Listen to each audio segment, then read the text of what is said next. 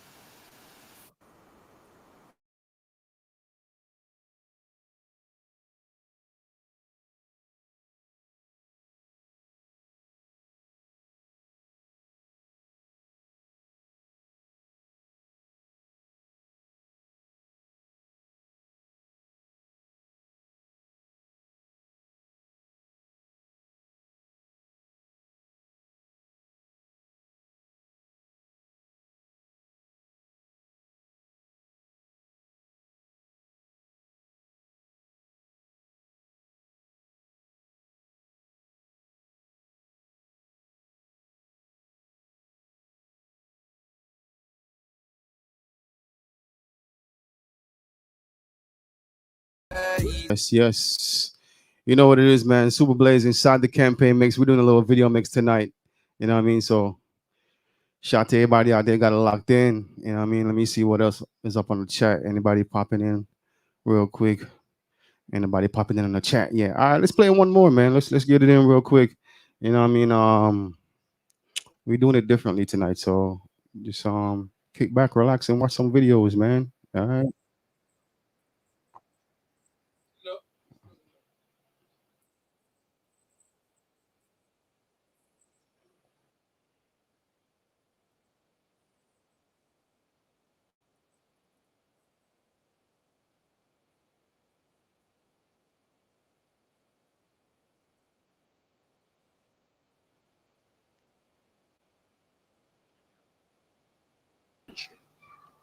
But you were born in Kingston. I was born in Kingston when he came here. And he was like, I'm a little bit older than you. And I used to live in that room over there. So how small it is. Imagine, this is your room. Upstairs out there, Grandpa's mom used to live up there. We're very blessed, you see, to be coming from these kind of places and living in where we live now. His grandson. We're very blessed. Look at It's you. that. This is the Whalers. Bonnie Whaler, Peter, Tash, and Grandpa. Like, what's the difference between here and home? More legends come over here. More legends come from here. To survive in these places, you have to be a star. You have to be a soldier, you know? This environment is what built my father. Every time. We're singing, living it up. That's what we're singing about. We're singing about Grandpa making it out of the ghetto.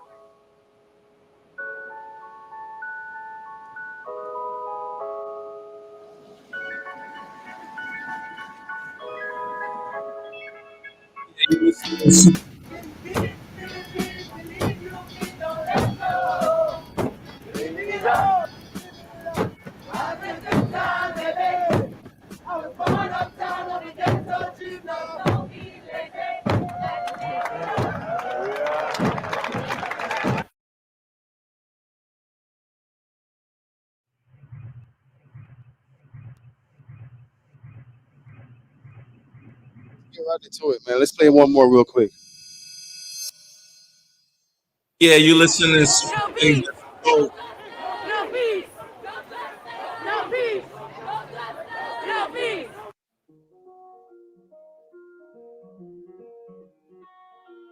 It's the Autonomous Party Podcast, and make sure, man, we get a mix for tonight. Let's go. I know this one. Got the girl Ali. Out here robbing for the music. You know what I mean? Let's go. Swear we gon' die every day. They said Jesus gon' save us. Well, I know we die if we wait. I know we die if he can't. They tell us we black, but we ain't.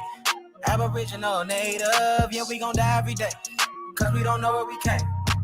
We been here, lived here, open borders, got deported, fought for rights. Kidnapped, bitch slapped, blacked out, covered up, washed white. Drugged up, slugged up, beat bread, left for dead, fuck your life. It's all a plan, kill your man, take your land, slave your kids, rape your wife. Why y'all look so mad if all this shit I say is true? Why y'all look so mad if all this shit happen to you? White man quick to tell you, you was a slave, nothing before me. He himself only been free since 1840. On recording, I'm an ancient Egyptian from Atlantis, headed straight for Canada, that's Israel. Nothing fake about me, no capping, rapping, I just fed the ink and I'm digital. No caveman, I'm original. Kentucky fried, extra crispy, wear a lot of gold, cause my family history. I'm the guy to know, I bring death to history. Swear we gon' die every day. They said Jesus gon' save us. Well, I know we die if we wait. I know we die if he can't. They tell us we black, but we ain't. Aboriginal, native, yeah, we gon' die every day. Cause we don't know where we came. Swear we gon' die every day. They said Jesus gon' save us. Well, I know we die if we wait. I know we die if he can't. They tell us we black, but we ain't. Aboriginal, native, yeah, we gon' die every day. Cause we don't know where we came. Power, only respect power. Respect power. What's been said can't be said no louder. Stand for something, or you die a coward. They bombed our churches, set our kids on fire. Police keep erasing cause they backed up by the nation. Nation ain't complaining cause them Indians still hanging. Comanche, Sioux, Apache, ain't no history in blackness. No reason for that chatting if you bitch up when it's action. AR on my body, tell the bro to grab the shot and loading up that new edition. Finna hit him with this bobby. I can't shoot the shit, but 30 shouldn't miss. 54 races, 100 for his click. Anytime in prison, they don't want the shit. They don't want the problems. Snitches get the stick. Talking all that hatred, end up running like a bitch. Quick to call the laws, quick to play the bitch. Swear we gon' die every day. They said Jesus gon' save us. Well, I know we die if we wait. I know we die if he can't. They tell us we black, but we ain't. Aboriginal, native, yeah, we gon' die every day. Cause we don't know where we came. Swear we gon' die every day. They said Jesus gon' save us. Well, I know we die if we wait. I know we die if he can't. They tell us we black, but we ain't.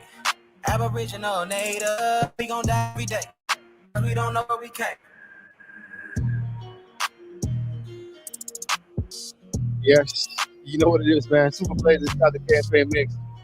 That's our boy Trey Ali getting it in.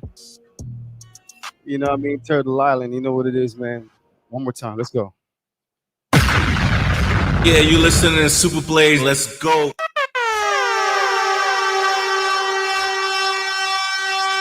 Bang, bang, bang. Hey, hey. Shout out to Big Crew. What up, Miss Angela? What up? What up?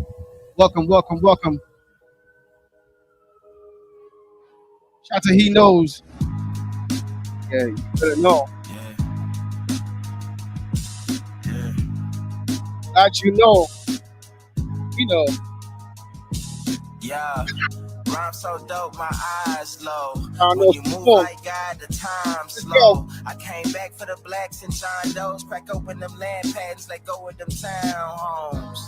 What's a native to a native? $5 dough if he not melanated.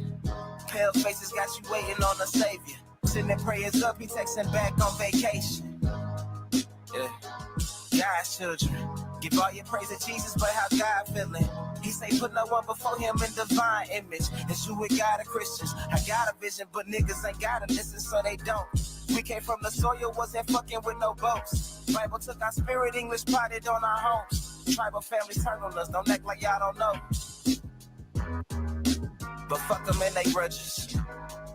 We was something turned to nothing. And now we nothing's turned to something. Reincarnation of ancients, fresh up out the oven. This the message to the black man. This the message to the black man. This the message to the black man. This the message to the black man. Shooters on my roof, lawyers in the coop. We can never die, bitch, we bulletproof. This the This the message to the black man. Shout to Baron P. the Villa, what up? Message to the black man. You wasn't slaves, you was prisoners of war.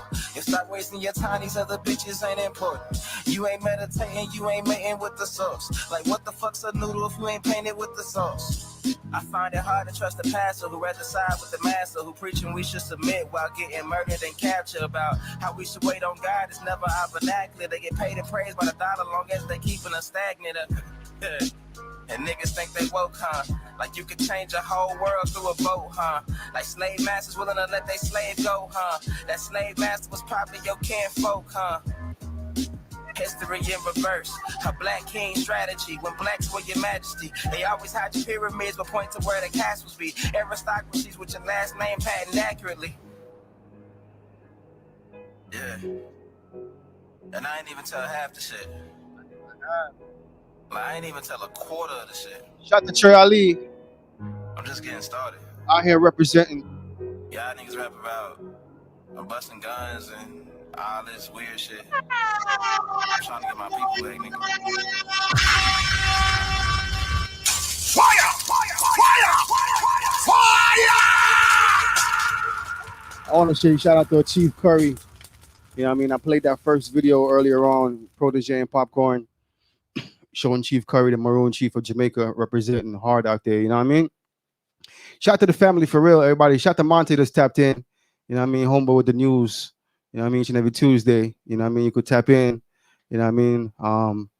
Yo, y'all been going hard, bro. Like, I've been seeing y'all all over the platforms. I'm traveling. I'm all over this place. You know what I mean? Hitting it, doing what I do. But I mean, like, yo, I be the autonomous party, man. Like, yes, sir. You know what it is. TikTok, as a matter of fact, all over the place. So, you know what it is, man. Shout out to the God of Green. You know what it is. So let's hit one more video real quick. Yeah, let's hit this Chronics real quick. You know what I mean? Let's take it to Jamaica real quick. Your little business could become a big business. Your business could be bigger than you dream, but you gotta. I can't help the commercial, man. I gotta go brave and get that you know what I mean? Skip that. Let's go right quick, you know what I mean? To Jamaica. Island. Let's get it out for a little bit.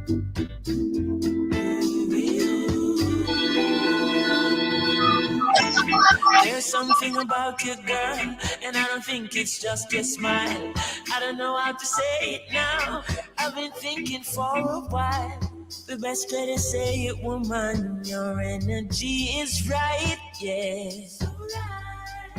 Before I hold you in my arms, I wanna hold you in my heart. Before we share our love upon that bed, I wanna place this crown upon your head, woman. Girl, you're my queen, majesty.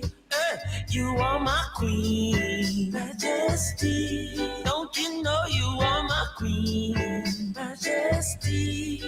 Oh, you are my queen, majesty. Queen of the jungle, you are the lioness. And I feel like I grumble, but you're always trying your best. So when the whole world crumble, your lion is alright. Before I hold you close, just before hold you close. Oh girl, I wanna let you know that when all is done and all is said, you deserve that crown upon your head, woman. I said, queen. Don't you know you are my queen, majesty? Yes, you know you are, majesty. You are my queen, baby, majesty. You know? Hear me now. When me say Cleopatra, Queen of Sheba, Nefertiti, are you, are your feature, Emperor express when in a beautiful creature. You summarize every queen of the east seas out. Every night crawler and gully creeper. I'm in a no bone, no Mona Lisa. And but me know Venus and Serena. Undisputed Queen Amiga. To the river bank, come the river bank skin girl. All good and no problem girl. Kill a body of physique, shot them. Yeah, you listening to Super Plays. Let's go. Bang, bang, bang.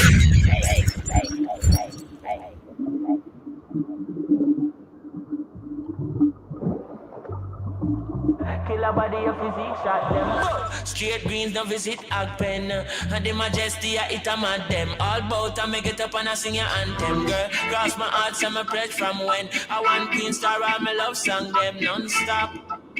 I want Queen Star, all my love song them from top. And I want Queen Star, all my love song them ease up.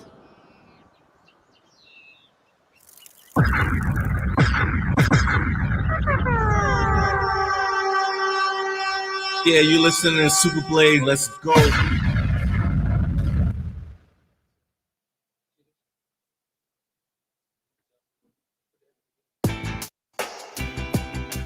In law.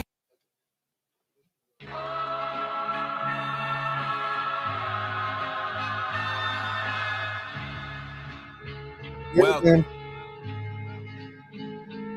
Once again, it's time. Yeah. One more. It's King Isaiah, I'm demanding respect. I see everybody ballin' till it's time to connect. I see everybody kill us till you hand them a tech. The cops read them they rights and nightsticks to they neck. Too many chasing the check instead of checking priorities. Flexing heavy on the ground, but you still a minority. Fucking whips, your chains, or anything that came after. Misleading black people, you a fucking slave master.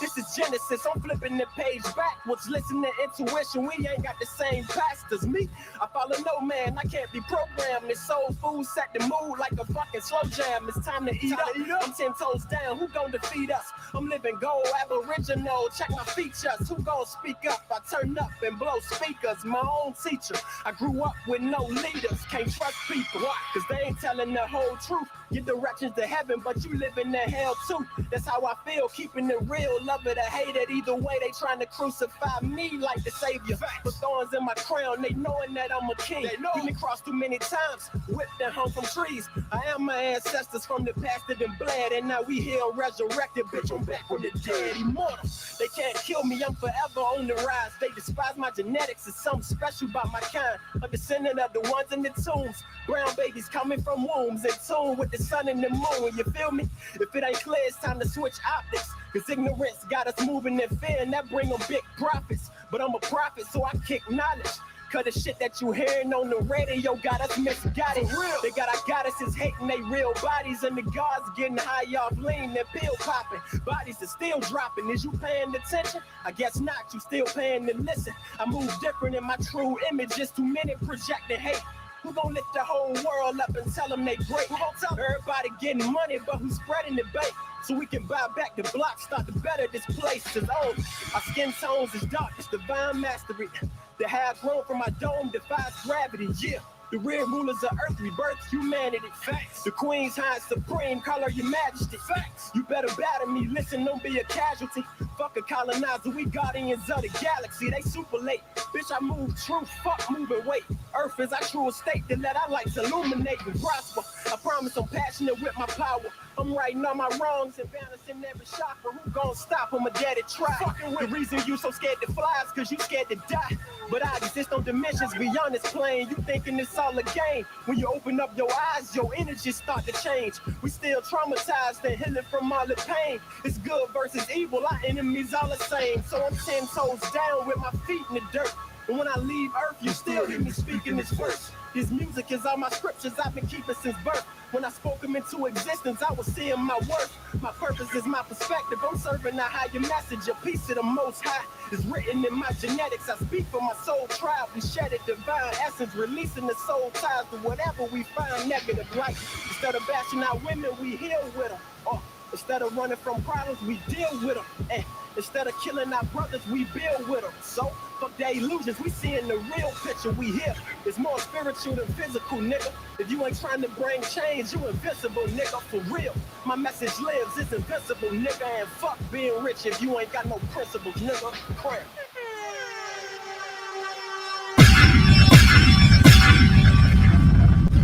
Fire! Fire!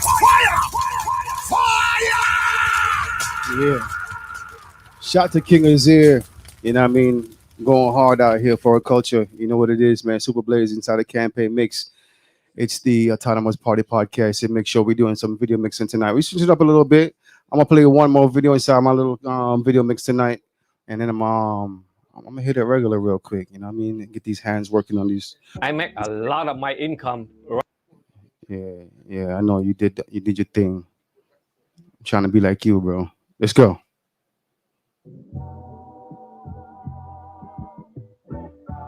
This one right here, home team. This could take quite a bit of time. Part of my autonomy. Let's get it. Yeah, you Part of my autonomy. I know one day they'll honor me. This ain't pertaining to 28 Deuteronomy. Self-determination, controlling our situation. Ain't no more indoctrination from pale faces. How the fuck you bummy and broke but a pale racist? My lineage free people of color with a left make each nigga. This right here maroon, now it ain't burgundy. If you plotting murder, I'm certain that you'll need surgery. Hurt from when the burner squeeze. Protecting tribe business. Only consulting with governments tribe to tribe with it. Please don't confuse us with those considered native. Semi-autonomy never was in our nature. Just address me as Esther Lusty. Wild Indian status and Cherokees riding Ruchis. In my war bonnet, if you want it, bring it to your region. And black forces the same color the European. Part of my autonomy. I know one day they'll honor me. This ain't pertaining to 28 Deuteronomy. Self-determination, controlling our situation. Ain't no more indoctrination from pale faces. Aborigines, which means what? Black folks. But you never find a white aborigine. Aborigines are called natives, or they're always dark-skinned people. You and I are aborigines, but you don't like to be called an aborigine.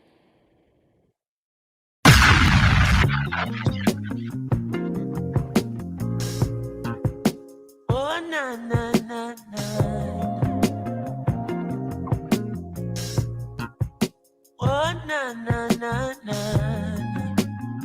You see, we on autoplay, man. Just gonna ride with it real quick. Oh, na, na, na, na. One more, buddy. One more. You know what I mean? Go. Let's do it. Good vibration, yeah. That's the positive vibes and we creating, yeah. The sounds that make you feel right, we keep it blazing, yeah. Forever shining this light, we keep it blazing, yeah. Boy, forever shining this light. Hey, thank the Lord, my cup is full and running over. All who never like we, I got love we know. Baby girl just text me, say she coming over. And when she reach you, want me fit turn off the phone. Turn the lights down low, turn up the stereo, yeah.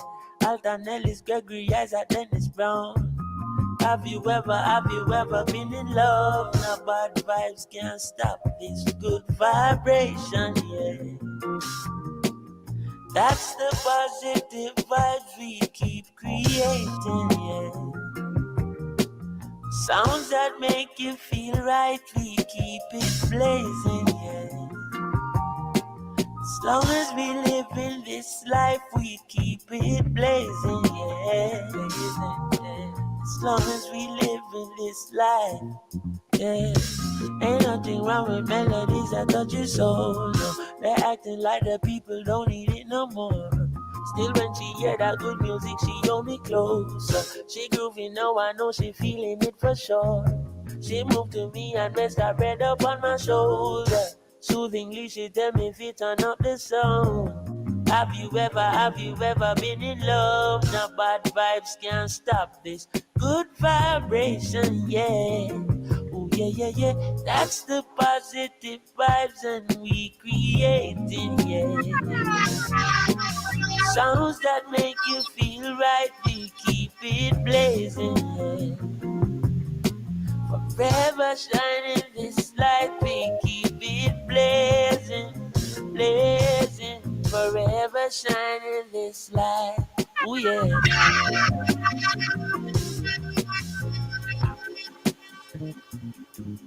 Yes, that was Chronics. Good vibrations. You know what it is, man. Free Nationals. That's the eternal light. You know what I mean? You know what it is, man. Super Blaze inside the campaign mix. Let me stop the screen sharing for a little bit. You know what I mean? And we're gonna get into it real quick. We're gonna get into a little campaign mixing real quick. You know what I mean? Just keep it locked right here. Just a few more before we turn it over to Mac. You know what I mean? With the bill for the night. All right.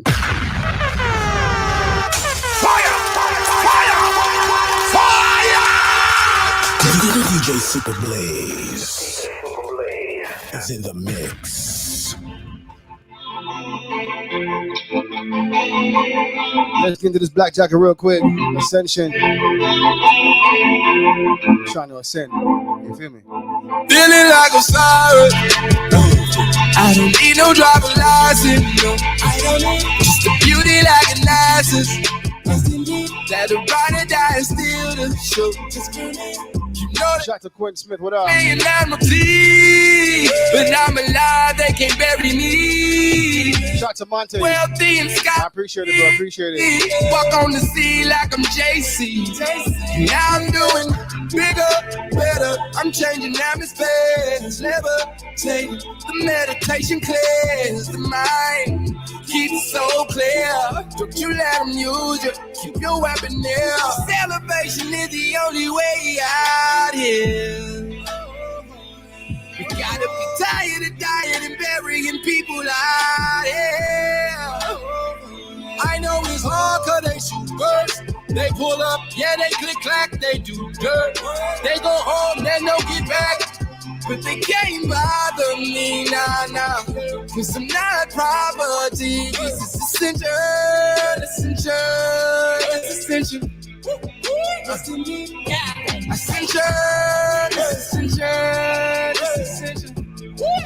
Yeah, this the mission, yeah. To be free and clear. Living off the land, feel like a trillionaire. This the mission. Shout to Black Jacket, man, for real. Yeah.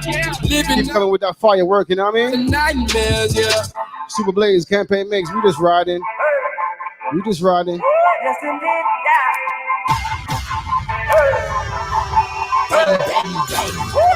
Yes, indeed. This is the mission. To be free and clear. Living off the land, feel like a trillionaire. This the mission. I ain't gotta care. Living on my dream and killing all the nightmares. Got a long ass text message to the time. Yeah, I read it. Sensitivity, not my best friend, but I get it. Say she. Yo.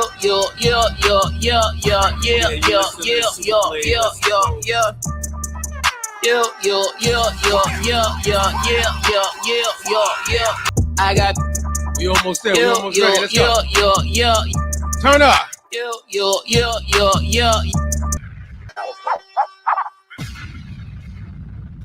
That boy B.O.B. There's never any doubts in my mind because I'm the best in the world. Even though a lot of you don't like to hear it, it's fact. I'm the best. You know what I mean? Sometimes I don't want to believe it myself, but it's the truth. I'm gonna play this last one for Mac real quick before we get out of here. You know what I mean? These fellas, how dare them challenge me with their primitive skills? I already know this is shit, bro. Lord knows. Every time. It's almost like you should play the Nas joint that go with. Yeah, I know. I ain't gonna do that to you tonight. You know what I mean? Y'all think we playing around. We can get serious with this. You know, when he did that joint off the Nas joint, I was like, I don't know. I'm a man. Come on now. It's crazy as you said that. I heard it. I'm like, come on, man. That's what hip hop's about. That's the culture right there. That's culture. You know what I'm saying? That's like, I'll be up here freestyling, like, you know what I mean? If I was like really had the time, I'll put that together. Show that vintage. Show where they got it from, and then show where the inspiration come from. That's called giving tribute to the culture. You know what I'm saying?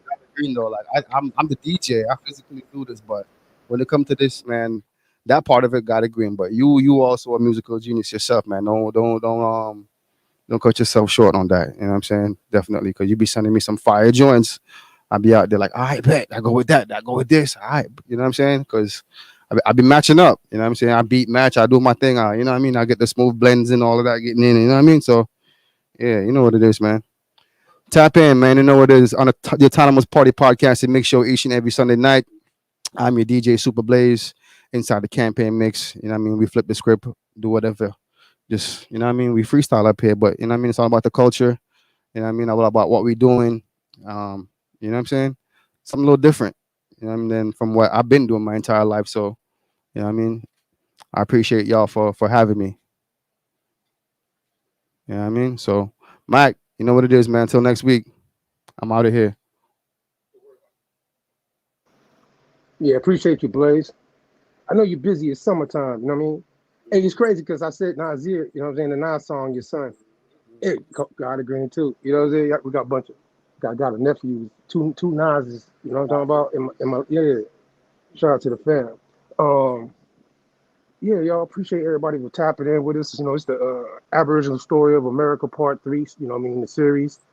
You know, you're going to keep up with some of the stuff we're going to be talking about tonight. You're going to have to, maybe if you're new to it, go back to Part 1 and Part 2. You know what I mean? But first off, peace to everybody. You know what I mean? What it is. We live inside Music Media Lounge. Shout out to everybody on Music Media Lounge who out there. We heard that Germany and all sorts of places is tapping into the Music Media Lounge. So shout out to them being international, us being live inside the booth. You heard me? So appreciate tap in, check out YouTube. You around the world, theautonomousparty.com will get you there. You know what I'm talking about? And at the same time, like, subscribe, and share. You know what I'm saying? It's your boy Mac Gaither. Shout out to Baron P, God of Green, Firebird, Blaze. Shout out to the party, social. Shout out to the ministry. You know what it is. You know, I got 9 Ether with me tonight. It's the Ethers, leading the Ethers tonight. So he gonna pull up in a minute. So before we get, going into the series and things, let me say this first. The harsh reality is live life autonomously.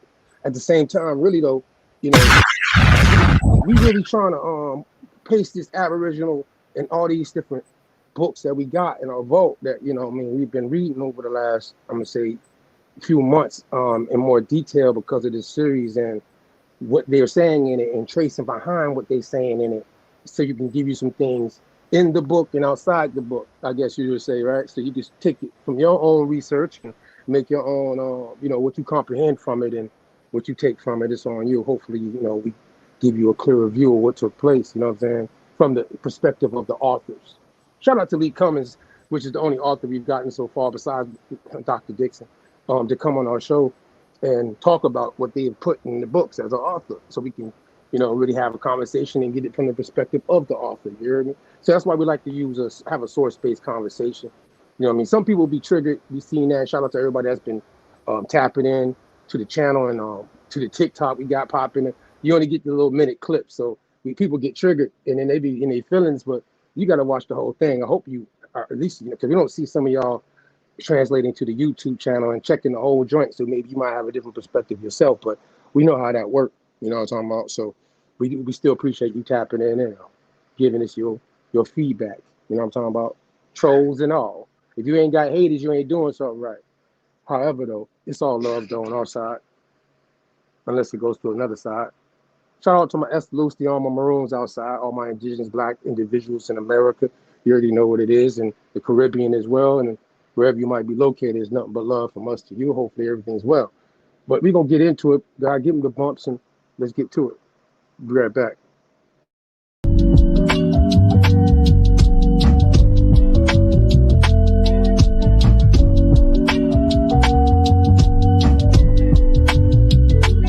Niggas, the top 5 lister, double S drifter, separate sipping, and you know I came with it if she cute.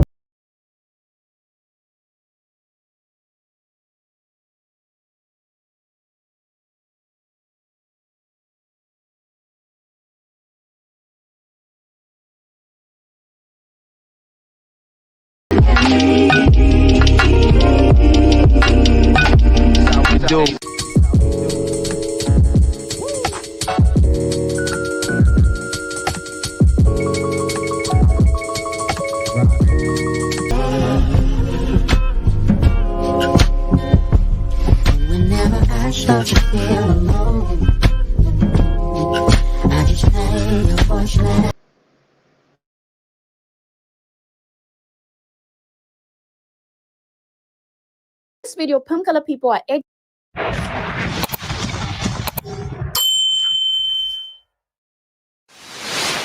Hello my viewers and welcome back to my channel. I welcome you to a journey of discovery and reckoning. Now in this video, Pumkala people are educating themselves and unlearning the myths they've been taught about history. They are discovering the shocking truth that Black people were the first Irish and that Africans were present in the Americas long before Europeans. Now they are grappling with the realization that they've been misinformed and that the truth has been deliberately hidden. From the shock of realizing that the history they knew was wrong to the anger and frustration of understanding that this misinformation was deliberate, these individuals are on a path of awakening. They are learning about the African presence in Mexico, the diaries of Columbus and Bobo that reveal the truth and the intentional erasure of Black history. So with that said, join me as we witness this journey of self-discovery and growth as they confront the lies that have been perpetuated for far too long. Let's uncover the truth together. But before we get in the videos, make sure to subscribe, give this video a thumbs up, and feel free to share your comments in the comment section down below. Here are the videos. If I tell you I got a shock of my life, I got a shock of my life. Now I was literally floored this morning. Now I was dumbfounded. Did you know that Black people were the first Irish? I didn't know. I went on X this morning, that is Twitter, if you didn't know, and I saw that Black people claimed that they were the first British, the first Irish, the first French, the first Europeans ever to set foot on European soil. I said, damn, I didn't know that. Then I saw another article. Africans say, listen here, we were the first Hebrews. We are the real Israelites. So I said, what? I didn't know. But it's good to know. I didn't know that. And then I went further and I saw that Black African people said, listen here, we were the first Japanese warriors ever. I said, what? What are you telling me? They said, yeah, we were the first Japanese warriors. I said, I didn't know. What's going on? Why have we been lied to? But I remember a thing in South Africa in 1990, the late 90s, beginning 90s, just before they opened up our borders. They were Zululand, Vindaland, Xhosas, Basutoland, the Sutus. That's what Black people call themselves. And then they opened up the borders. And white people were known in South Africa before 1994 in the apartheid days as the South Africans. But then they opened up the borders and all the Sutus, the Vindas, the Basutus, the Xhosas, the Vindas, the Zulus came in. And they said, we are the South Africans. So when you hear them speak, they say, we are South Africans. So my friend, what's going on?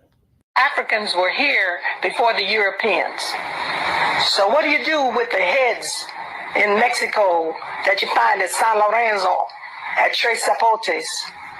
What do you do with those? You ignore them. What do you do with Columbus's diary that says the Africans know a way to the west, but it goes around the doldrums, we would never survive? What do you do with that? You ignore it. What do you do with Balboa's diary that says we came upon this African village in the Isthmus? How did these Africans get here? What do you do with that? You ignore it. Why? To preserve the myth that the Europeans were here first. According to scientific research, the original Britons, including Irish, were Black people. Even modern Irish people today have professed that their ancestors were black. Palm-colored skin, aka pale skin, is not indigenous to the planet. Yes, you have blonde hair and blue eyes in indigenous people, but all indigenous people on the planet have melanin, dark hue. Having palm-colored pale skin is a mutation, right? And that is scientific. That's not racist. So before you claim to be an indigenous Irish person, no, you're not indigenous. Your ancestors mutated. This whole thing is an attack on straight, white, heterosexual men. Just because it seems to be okay. Every single group is piling on. The feminists, Black Lives Matter, minorities. I knew it was bullshit when I heard a Chinese person call a minority when they are the majority race, and we are the actual minority race on this planet. But yet we have all this inherent privilege. And then when you say, what about when a white person is indigenous, like Irish people? White people can't be indigenous. Oh, but they can. You know, it's just absolutely ludicrous at this stage. And they're creating, like, I'm about to go join the KKK just on principle. And, you know, like, and I never agreed with those people, but, like, I'm being attacked non-stop. So, like, what am I supposed to do? Lie down? This shows me how uneducated you are. Let's talk about that. Firstly, white people have the most privilege. It doesn't matter what country you live in. If you live in America, you have white privilege. If you live in Ireland, you have white. Thank you again. I know we just talked through a lot. So why don't you give the rest of the team a quick call and just catch them up to speed? Phone call? Yeah, I can do one of those. Privilege, and yes, white people in Ireland have white privilege. And before you say, well, what about a per person if they're white, you don't have white privilege? That's called classism. Yeah. Yeah. People waking up around the world going in, huh? My buddy said, I didn't know that. I didn't know that. You know what I'm saying? He had an accent too. Shout out to some folks I'll be meeting there, or different places and stuff. Through Clubhouse, I should say, with these different accents as well. You know what I'm saying? They be saying some things like that too. They be like, I didn't know that. I'm like, let's read this together here then. So shout out to everybody we bump into on these different platforms, you know what I mean? Having these indigenous or conscious conversations about history. It's not a racist thing, as Buddy said. It's a scientific or historical thing that we like to get into over here. So however you might feel, you're triggered, you know what I'm saying? Don't get mad at the authors. That's why we got. I ain't trying to throw these comments under the bus, but you know, if any author that if you're reading from it and you're mad at us, be mad at them for us going and read through it and saying, let's present this and have a conversation. So however, let's get to it, God, while we wait for 9. Hercules. Hello, mother. Oh, you fat. I'm muscle. Oh, look at that little Bill. Oh, he's a little Hercules. Show me muscle again.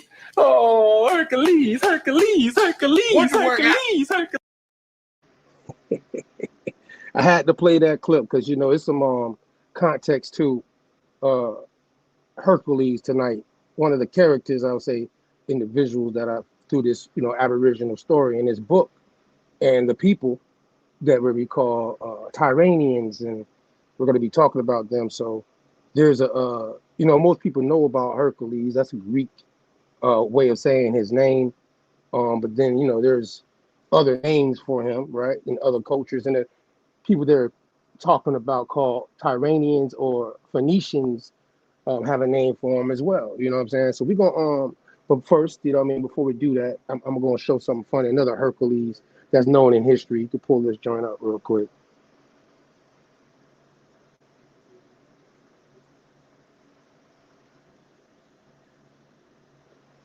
Let me show y'all something. One-man army type shit. Hercules, yeah. It's not up on my side. Okay. George Washington's one-man army. So just to give, you know, funny enough how I just came across the stream because of, you know, how we was doing his research about, and Hercules came up, obviously. Yeah, that's how it works. So George Washington one-man army. This is my ancestor, Pedro Francisco, was born on July 9th, 1760. to a wealthy family in the beautiful Azores Islands. At 5 years of age, Pedro's life changed forever when pirates kidnapped him and abandoned him on a dock in Virginia. 6 weeks later, never to see his family again. You know what I'm talking about? So after that, this monument now stands in Hopewell, Virginia. You know what I'm saying? Making the place where he was found. You know what I'm saying? So now you can come down and give a little bit about him. You know what I mean? Obviously, despite his fine European others, his fate was ultimately decided by his dark, swarthy skin color. In the New World, his name was changed to Peter, and Judge Anthony Winston, Patrick Henry's uncle, took him into work on his 3,600-acre plantation. The judge had several children of his own who received a good education, but Peter was treated as a slave and was not taught to read or write. He remained illiterate until after the war. In March of 1775, Peter accompanied Judge Winston to the Virginia Convention at St. John's Church in Richmond. Peering through the window of the church, Peter heard Patrick Henry's rousing oration, "Give me liberty or give me death," and a passion for freedom ignited within him. Francisco was a giant. That's right, they say he was huge, standing 6'6" tall and weighing 260 pounds. When he joined the 10th Virginia Regiment in December of 1776, at the age of 16, standing a foot taller than most men on the battlefields of the Revolutionary War, Peter's massive frame was too big for the average size sword, a problem George Washington would later remedy. And then it comes down a little bit, you know what I'm saying? Peter's military record followed most of the major battles of the Revolution in the North and South. He was wounded in the battles of Brandywine and Monmouth, and was even hospitalized during the bleak winter months at Valley Forge with George Washington's men. But it was the Battle of Stony Point on Hudson River where Peter Francisco became known as the Hercules of the Revolution.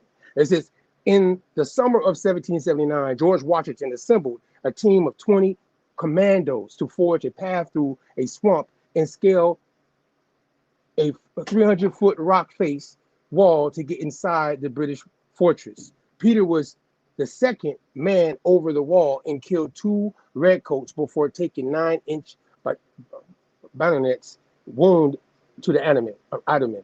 With blood pouring out of his torso, he reached the Union Jack flag and collapsed on it as the Continental Army stormed the fort. Francisco was one of the 3 commandos that survived, and there was a monument in New Jersey not far from a Hudson River in his honor. So by the time Peter's wound healed, the fighting had moved south. Francisco was at battle in Camden in South Carolina when the Continental Army was disorderly retreat. At one point, he willed to shoot a British grenadier, saving Colonial Mayo from impeding death and allowing him to escape. So subsequently, one of Tarleton's cavalry advanced. Francisco brawled and battened him right out of the saddle. Mounting steed, Peter impersonated a Tory and rode through enemy lines until he caught up to the Colonel Mayo, whom he insisted ride the horse to safety. He was then I'm tripping right now. He then used his Samson-like strength to hoist an 1,100-pound cannon out of its carriage and onto horse-drawn wagon. A 1976 bicentennial stamp immortalized this phenomenal feat. Ooh-wee. Ooh-wee. So yeah, this is the commando, you know what I'm saying, of the revolution, Hercules. You know what I'm saying? Hercules, right? Well, we're going to take you back a little bit. What up, now? Are you there? Hercules, you heard me? We're going to get you. I'm ready for the next one, God, whenever you're ready. Now, let me know if you hear us, you live with us. Yo, you can hear me? Mm-hmm. Yeah, I hear you. I'm here through technical difficulties and all. Hey, I appreciate you pulling up on us.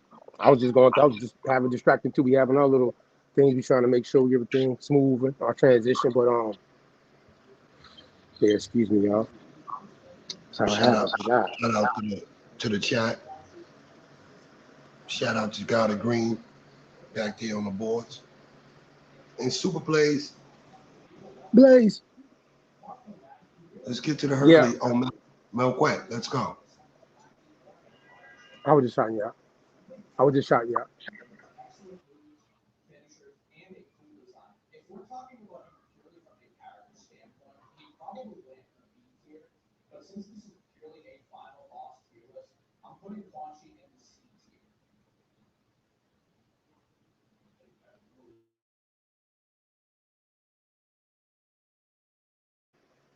All right, yo.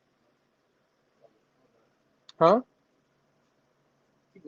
All right, making sure. All right, so yeah, my bad though. So at the end of the day, this obviously, like I told y'all, Hercules, right? We know Hercules, the Greek, you know what I'm saying, term for him, but then there's another term, that name up there you see at the top, Melkart, you know what I'm saying, Phoenician, you know what I'm saying? He says was a tutelary god, you know what I'm saying, of the Phoenician city state of Tyre and a major deity in the Phoenician Punic pantheons. He may have been central to the founding myths of various Phoenician colonies throughout the Mediterranean, as well as a source of several myths concerning the exploits of Hercules. Many cities were thought to be founded in one way or the other and protected by a male cart, Hercules, no doubt springing from the original Phoenician practice of building a temple of Melkart at new colonies. Similar to Tammuz and Adonis, he symbolized an annual cycle of death and rebirth. You know what I'm saying? If you didn't know, just to put that out there, that Melkart would be the son of Baal and Asherah. Just to let y'all give you that background. Anyways, though, however, it's Melkart typically depicted as a bearded or with sideburns, dressed only either in lion skin or rounded shepherd's hat and a lion cloth, reflecting his dual role as both protector of the world and ruler of the underworld. He was often shown holding an ankh or a flower as a symbol of life, and a fenestrated axe as a symbol of death. As Tyranian trade, colonization, and settlement expanded, Melkart became venerated in Phoenician and Punic cultures across the Mediterranean, especially its colonies of Carthage and Cadiz. You know, Cadiz is really what we would call like that northern part of the Straits of Gibraltar, aka Pillars of Hercules, aka Pillars of Melkart. You know what I'm talking about? Just to put that out there. To give y'all this piece a little bit. You know what I'm talking about? So, just you know, just he came up because the Hercules. I had to give you a little background on his other name and how he's tied to the Tyranian and Phoenician situation on his rabbit hole. So you can go do your, you know what I mean, research a little bit more into what we about to go into. But he was one of the characters and some things tied to him, and obviously makes it into modern day time. I know they show Hercules as a pale skinned person today, but you know, Melkart obviously is Phoenician, and there would be kind of like a Canaanite god, so it would be, I would expect he would be melanated. But however, what up now? You can keep it moving. Let's keep sliding.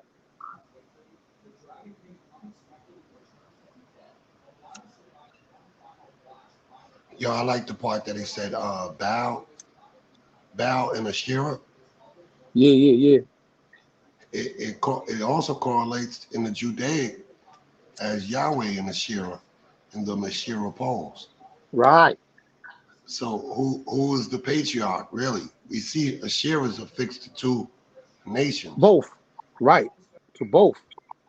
No doubt about it. She's connected to, you know, even though Yahweh had a divorce, like you said, Baal didn't. So, you know what I mean? Other coaches just have a different, that's not in the religious text though, right? Because obviously in the religious text, they had to go to the one God, monotheistic ideal of no other, you know, no dualistic, you know what I mean? But all the other coaches around them are still, in the even religious some text, tribes. they're actually eradicating Asherah in the biblical text in the New and Old Testament. Yeah, He that's why I like the. tearing That's down a her fact. monument. It's documented in the Mashira polls. Mm-hmm. Yeah. So I would with that being said though, we can keep it moving, God. Excuse me, I'm on the right one. Pillars of Hercules. So I want to make sure y'all know because I just read what I said, what you know what I mean? So I'll be backed it up. You know what I mean? So we can show you some shit real quick. Yes, you see that? You see that right there? See, that's the Pillars of Hercules. So y'all get a view, and that little straight takes you out of.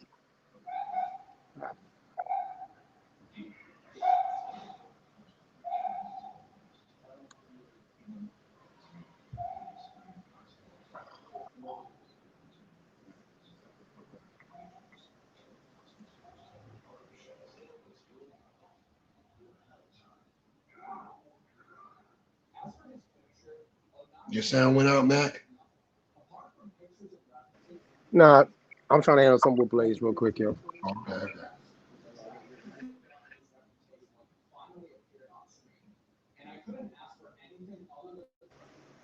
Anyways, though, yeah. So this is the Pillars of Hercules, and through that though, it's showing that you know what I'm saying. The connection between North Africa and Southern Europe. You know what I mean?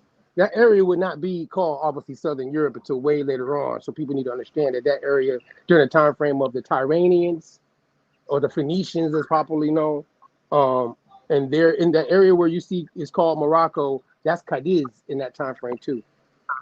So on the northern part of Africa, but that little piece that keeps it supposedly not together. You know what I'm saying? But all of that area, them people all controlling all the trade in this area that's called the Pillars of Hercules or the Pillars of Melkart. You know what I'm saying? So with that being said, you can slide down a little bit. You can just give them a little bit about the Pillars of There it is. So the Pillars of Hercules, two promontories at the eastern end of the Straits of Gibraltar. The northern pillar is the Rock of Gibraltar at Gibraltar, and the southern pillar has been identified as one of the two peaks, Jebel Musa in Morocco and Mount Jaco held in Spain, near the city of Ceuta, the Spanish enclave on the Moroccan coast. You can go there. You got an advertisement over the top of it. But obviously, says the pillars are able to have been set there by Hercules as a memorial to his labor, and it says he was forced to the penance for slaying his wife and children of seizing the cattle of three-bodied giant Gurion. That's what I'm gonna say. Gurion. I know I might have butchered it, but that's what that is. So, however, you know what I mean, that is all there. You know what I mean? So if you want to do some research about the Pillars of Hercules or the Pillars of Melkart, you know what I mean, go check it out. Because again, it's all a part of what we've been talking about within the context of this conversation with the bill tonight. So with that being said, we can slide.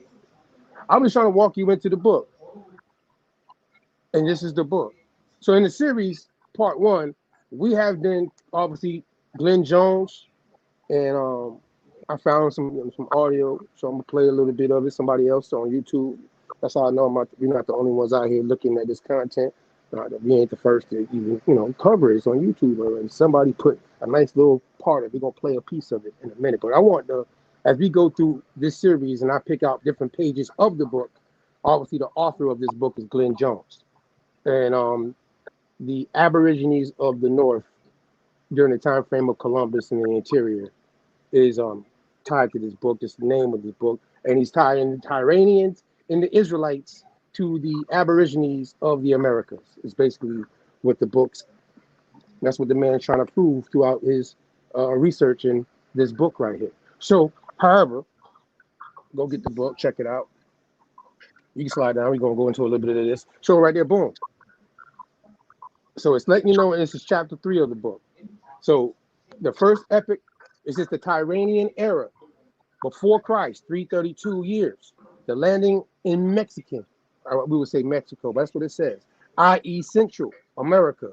The ancient, the little OF underneath it, the ancient Tyranians of Phoenicia, and the building of the cities, temples, and pyramids, the ruins of which have lately been discovered.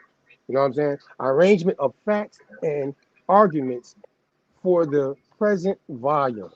Make sure that I put that there so y'all won't think it's on us, right? We ain't skipping nothing. Because people be triggered. You didn't say you didn't read the whole thing.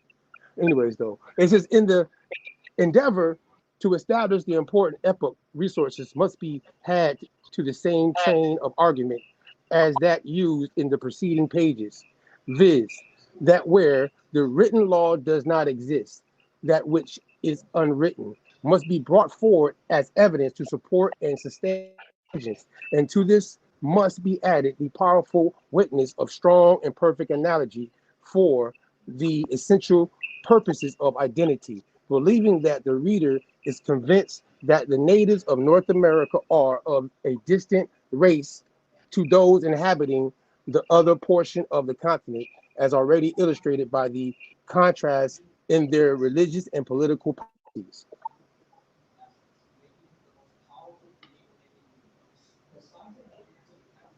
Hold on one second.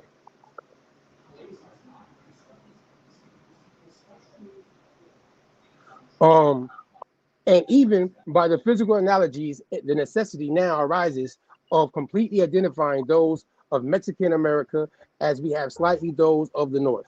Sufficient, however, for the division of the races in the preceding title of the first epoch of this history is not only stated the nation from whence they came, but even the year. What happened? What's up? Nah, you there? Is it me? Am I having technical difficulties or something? All right. No, that was me. Keep going. Okay, making sure. Now, it says in the preceding title of the first epoch of the history, I think I read that already.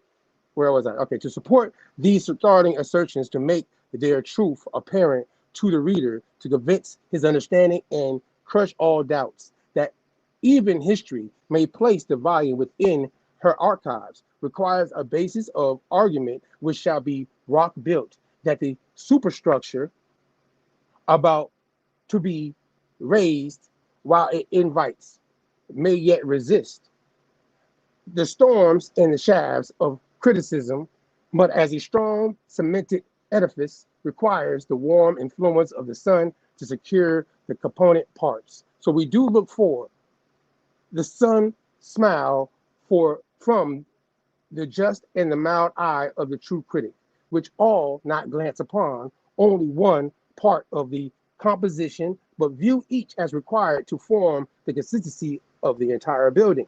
Now, you can slide down a little bit, guys. That's what give you that first part. This is all though in chapter 3, and you can keep going down. I just wanted to start with seeing that right here, get to this part. That's what I want to get to. So obviously, in the first page of him breaking down, I'll give you a little bit of it.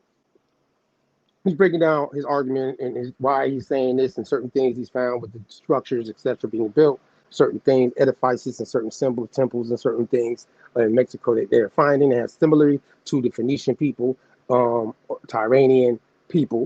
You know what I'm saying?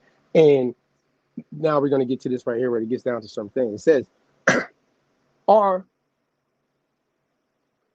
the fine arts of sufficient authority to be received as evidence for establishing historical records or events? The fact of discovery of the ruined cities in Mexican America, their description, locality, and character established, the religious and national analogies and traditions between the ancient Tyranians and the Mexican Aborigines will be investigated and their identity established. The Mexican innovation upon the customs of the Tyranians will be explained. The general history of Phoenicia, but especially the political and commercial history of the kingdom of Tyrus, its rise and fall analyzed. The cause of the Tyranian migration to the Western Hemisphere, the means whereby, and the date wherein it was accomplished. The means of concealing the secret of discovery of the Western continent from the Asiatics and Europeans. Number 7, the building of their first altars, temples, pyramids, and palaces, and which have remained as unknown in the history of the world for a full 2,150 years. Keep going down, God. Number 8, the new discovery of the fulfillment of the 5 additional prophecies by Isaiah, identified and established by the proofs of the Tyrrhenian epoch of this history of ancient America. Number 9, the recapitulation of the entire subject and summary of the various evidences of the truth of the Tyrrhenian theory. You see, it said theory now, founded upon analogies, traditions, history, and prophecy. And lastly, the fulfillment of the Tyrrhenian prophecies of Isaiah in the Western Hemisphere also establishes with the division of the Aborigines into 2 races, Tyrrhenian and Israelite-ish, and their conquerors. The actual accomplishment of Noah's malediction and his prophecy of the human family. These astounding and new discovered facts will form a concluding chapter for the complete annihilation of aesthetical denial of the prophetic truths. These prophetic facts are not essential to the support of this history.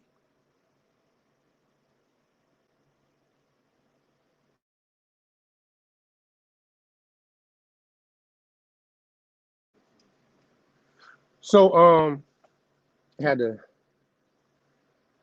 so everybody that's okay. Anybody out there, what you thinking about that right now? I mean, now I'm gonna stop there for a second. What you thinking about that?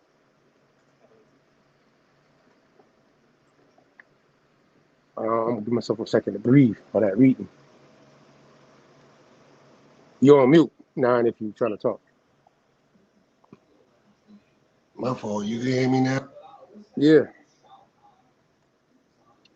Yeah, I see them making the correlation of the empire of Tyre, who had control of the Mediterranean and the Straits of Melquet or the Straits of Gibraltar. They're painting the picture that, in my eyes, they're painting the picture that the Tyrrhenians ain't really from over there. That name is coded in history as these great seafarers who in ancient times ran the whole of the seafaring industries, because the Tyrrhenians are known over there in biblical history and in regular history outside of biblical history. Tyrrhenians are known as seafarers whose dealings are recorded in Egypt, it's recorded in Sumeria, and it's recorded in Egypt in the Arna letters. And in those letters, they're basically painting the picture of the Tyrrhenians and their allies. And now they're making the assumption, due to the fact that they found these ruins as they come in here, and due to the fact that they know the ancient legends and the myths and all the codes, they have the keys to read the codes of the constellations and all the ancient stuff. They're looking at it like, oh, these Mexican ruins, the ruins. They didn't say these people that we see right now. They said they're ruins and remnants of their culture.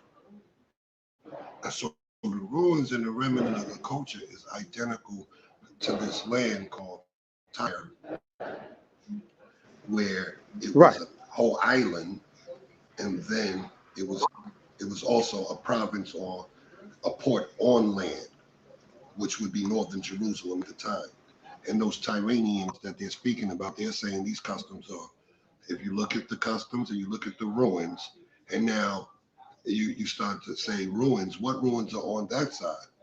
They know the history. So they say, looking at these ruins and the history of Strabo and how Strabo identified those pillars of Hercules and what was beyond it, and how Plato described that through his epics, and how Homer and all these different epics describe these lands. So when they finally get to see them in abundance as ruins compared to the little ruins of Tyre, they're making a correlation that these people must have been Tyrrhenians. And this is why the Tyrrhenians were given remnants. Remember, they were getting Phoenician copper.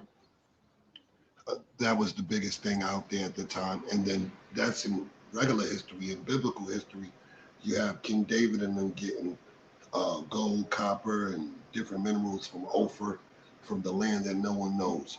But if David's doing that in the 1200 BCs, at the same time as Tyre is this great kingdom, and they're owning the Straits of Gibraltar, you can't get out. Many of those kingdoms, at this time, you have 30 kingdoms laced upon that Mediterranean. If you control that Mediterranean to get out, to go west through them Straits of Gibraltar and either hang a left and go down to Africa or hang a right and go up to Scotland and Ireland, if you control that, you control the trade, especially the Gibraltar, because this is where it collapses in and it's very narrow. So what I see them saying is, it's only two things these people could be: remnants of those people or remnants of those people's amalgamation, but they are the same people. And we know the history with they saying Phoenicians got to America. We know the history of they saying all these other cultures done got to America. And remember, Tyre is a Phoenician state. Tyre, Sidon, Kadesh, at this time frame, they are Phoenician states. So the king of Tyre of the time frame would be a Phoenician king.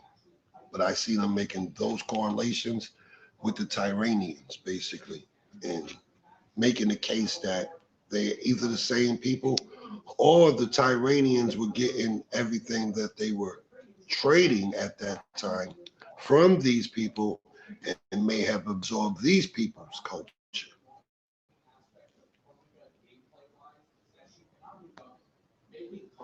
Yo, all right, I'm gonna Blaze, land be with safe, that. man. Yeah, for sure. I think that that's on point because of what I'm gonna show in a minute. Anyways, everything you saying. We've been doing our little. I mean, you in the ethers with this, so we've been going cross checking and reading through all this stuff. You know what I mean? Obviously, we can't read through every source entirely on this show tonight, but this part of the series. But I'm going to try to show my best we can and try to make a correlation for everybody else. Inside this first paragraph, because I'm not going to read the whole paragraph though. But then the same thing is because I let it sit there on the screen because matter of fact, can you move it to the right a little bit? I don't know, make it smaller maybe just in case the words are for everybody on the screen that might not, because I think it's cut off. And you can maybe make it a little bit smaller, for everybody, just in case they were sitting there trying to read it. Yeah, you can leave it right there. That's good. That's good. All right, so boom. The Greek name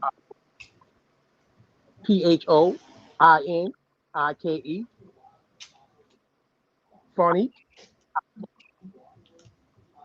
phonic. All right, whatever. And then it again, Phoinix, like Phoenix, phonics. However, is first mentioned by Homer and subsequently well attested in the writings of Greek historians who consistently refer it to the eastern Mediterranean coast. In Homer, Phoenician is synonymous with the Sidonians, and the Sidonians and the Tyranians and the tribe of Asher all in the same territories. Now, to the exact extent of the region called Phoenicia cannot be determined. By the way, this source is from the Jewish Virtual Library. You know what I'm saying? Because they keep up with all these records as well, too, right? So you can slide down a bit. But a matter of fact, no, don't do it yet. Right after canon, when you see it in, obviously, let me go back a little more. Let me cheat y'all that much. Some scholars derive the Greek name from phoenix, crimson, purple, so that the phoenix is the land of purple, like the color purple. You heard? It says another possibility is to derive the Greek from the Egyptian finku, loggers, woodcutters, in keeping with the Phoenician foresting of the cedars of Lebanon. And as the Bible gives you, to let you know, informs us how skilled the Sidonians and Tyranians, the same group of people, were at lumberjacking. So when you hear about lumberjacking, you know what I'm saying? Cutting down trees, these people were the first masters of doing it. You know what I'm talking about? Come on, the biggest trees you could think of in the world, they use it. You know what I mean? Anyways, though. It's there, though. You know what I'm talking about? Anyways, you can slide down, God. I want to just read a little bit more. Maybe I go down a little bit more, but it's going to get real good in certain parts. So keep going. Yeah, I want to get to the land. Right there, right there, right there. All right, so just what they're saying about the land, so their geography played a very important role in the political and cultural history of Canaan, lying between Egypt, Asia Minor, and Mesopotamia, and opening Asia to the Mediterranean world. Canaan was a confluence of cultures and a necessity deeply involved in the political ambitions and struggles of its neighbors. Its topography, however, led to political fragmentation. Canaan was never a state, and it was destined to centuries of vassalage under. Yeah, right now you got a lot of background noise.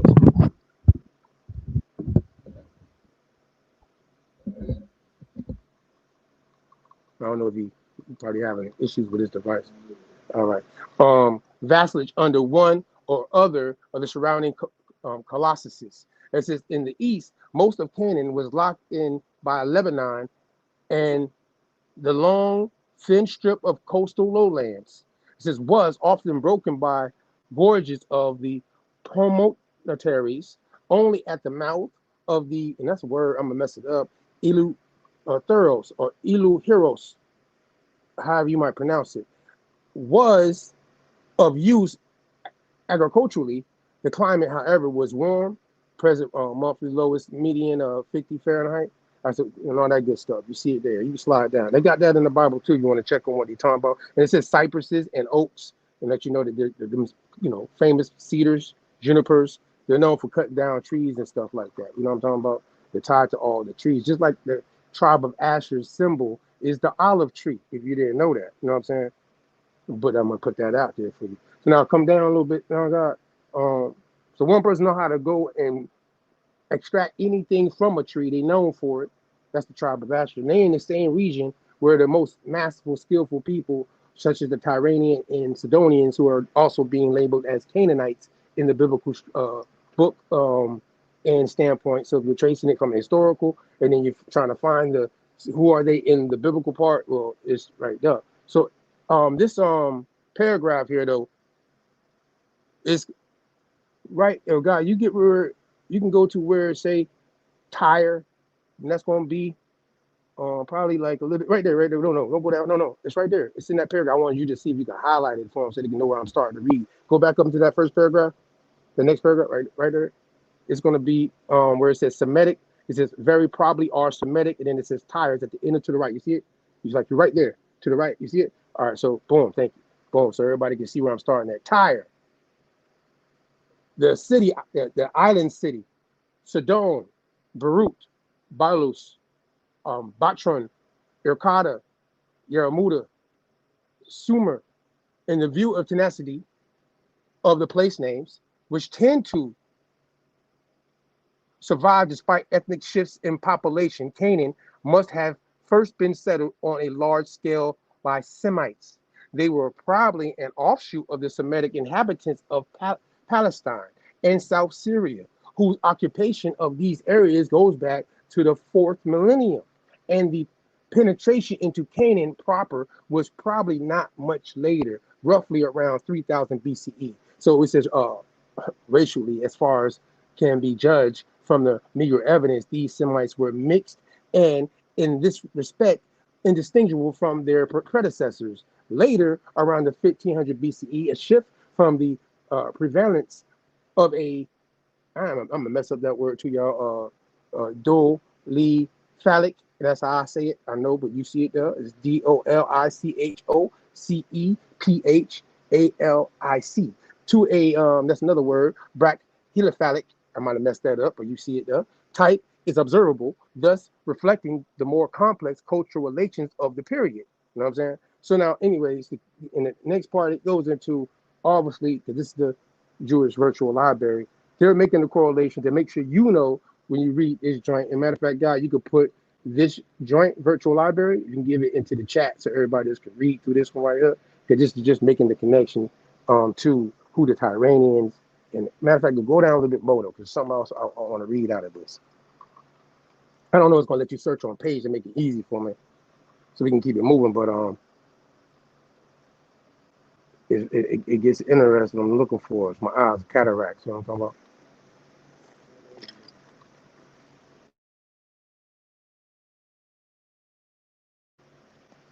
See if we can find it faster if we do it that way. So breathe with me for a minute, y'all. Let's see if God and Green can make this life a little bit easier here. Here we go. So boom. Asher. So I want to highlight what they talk about in this virtual library source, and it's going to kind of show a connection between obviously the Tyranians, Sidonians, and a particular Israelite tribe. That book that Glenn Jones is trying to make a connection to say that the Aborigines of North, South, and Central are identifiable to the people of the Israelite-ish and Tyranian people. But guaranteed in this Jewish library source, they're making sure you know that these people were definitely mixing and everything within it. So at the top where it says, right after where it says Sidon, it says the story of when Ammon in the first quarter of the 11th century BCE. It says pictured text and all that shows the low political prestige of Egypt in the coastal towns at that time. A fact which is clearly expressed by the king of Byblos. Also, the comparison of Byblos with Sidon shows Sidon's political and mercantile position. The first suggestion of contact between the tribes of Israel and the Phoenicians comes from about half a century earlier. In the Song of Deborah, the tribe of Dan already lives in the north. The sequence of the tribes which did not participate in the struggle. And it says, and the close relationship between the tribe of Dan and the Phoenicians can be seen from the verse. And why did Dan remain in ships? Judge 5:17. It says, which tubular and all that right there interprets to mean that the Danites were seasonal workers in the harbors of Phoenicia. In the days of David, there were already intermarriages with the Phoenicians. Chronicles 2:13. Similarly, there must have been intermingling between the tribe of Asher and the Phoenicians, which is the Tyranians and Sidonians, y'all.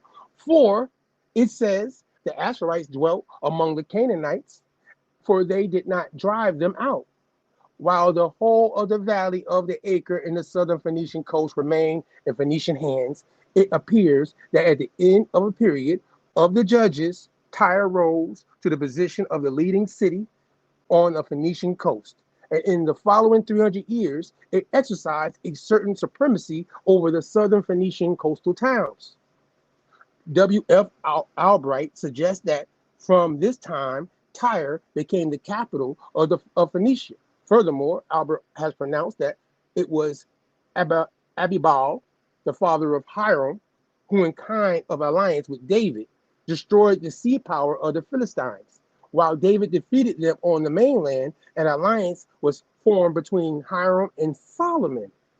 Though, given the superiority of Phoenician seamanship, it is likely that the Phoenicians were the dominant partner.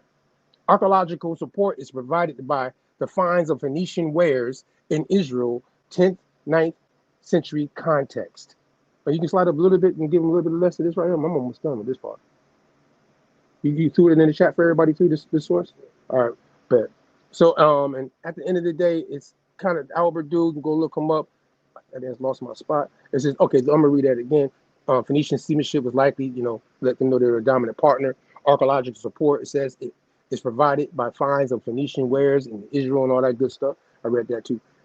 This included the supply of Phoenician lumber, remember, lumberjacking, and technology in exchange for Israelite agricultural products.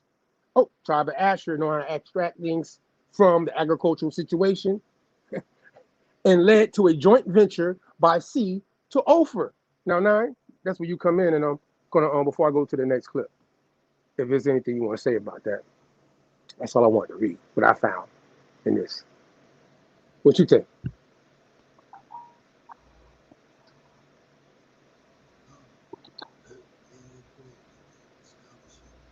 I can't hear you. You talking? Nine, I can't hear you. If you hear me, I can't hear you. Nah, you real low, like barely. Like it's like you whispering almost. But I still can't even hear what you're saying, though, so I know they can't. I mean, the mic or something. So when you touch the phone or whatever you own right now, I hear that bad boy.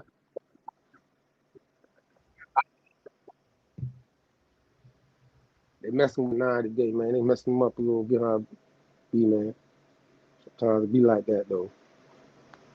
So what y'all think out there in the chat out here that's tapped in with us tonight? You know what I'm saying? What you now barely. Barely. I'm trying to let you tap in before we slide forward just off of what I read, because I know you got something on this, but your mic's really messed up.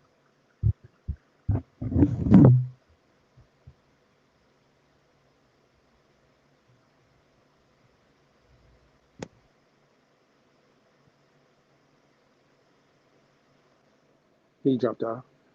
Well, however, when he come back, I'll let him tap in. I think that though it's still the part what they're showing is still interesting to show. Again, this is the Jewish library. We got a green whenever you're ready. You can throw it to him. We're gonna slide to the next source. Hopefully, when God Nine come back, he can give us his feelers on that right there. And go. I mean, this source takes you through the decline and all that, so people can get a good understanding. Obviously, Hiram a biff with a spliff. Matter of fact, let me light mine. But I ain't in the shallow grave though. At the end of the day, this Phoenician colonial mercantile empire literally says it that also founded what we call Carthage in North Africa. So when you think about Hannibal, you know what I'm talking about, Baraka, 18 type shit, you'll see that city, Carthage, becomes the capital of Tyranian, Sidonian, or Phoenician people, mixed with, obviously intermingled with a couple different tribes, the names such as Dan and Asher to be recorded documentation here. That Glenn Jones in the book we just read from is making his correlation that the Aborigines look like these people and had traditions and certain things going on that fits these people. So, kind of make you want to go and wish the rock to cry out to you, like the ruins to tell you something, right? Is this Phoenician? But however, it's a lot more sources we got to go through. We can keep it going though.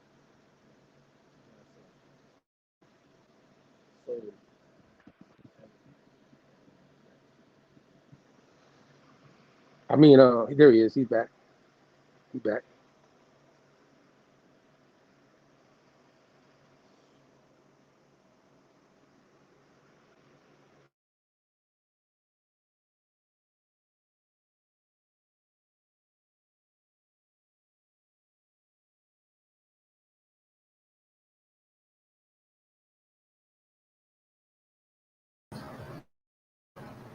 Peace, peace. You can hear me? All right. So this guy, the green, tapping in. So I got to pose a little question.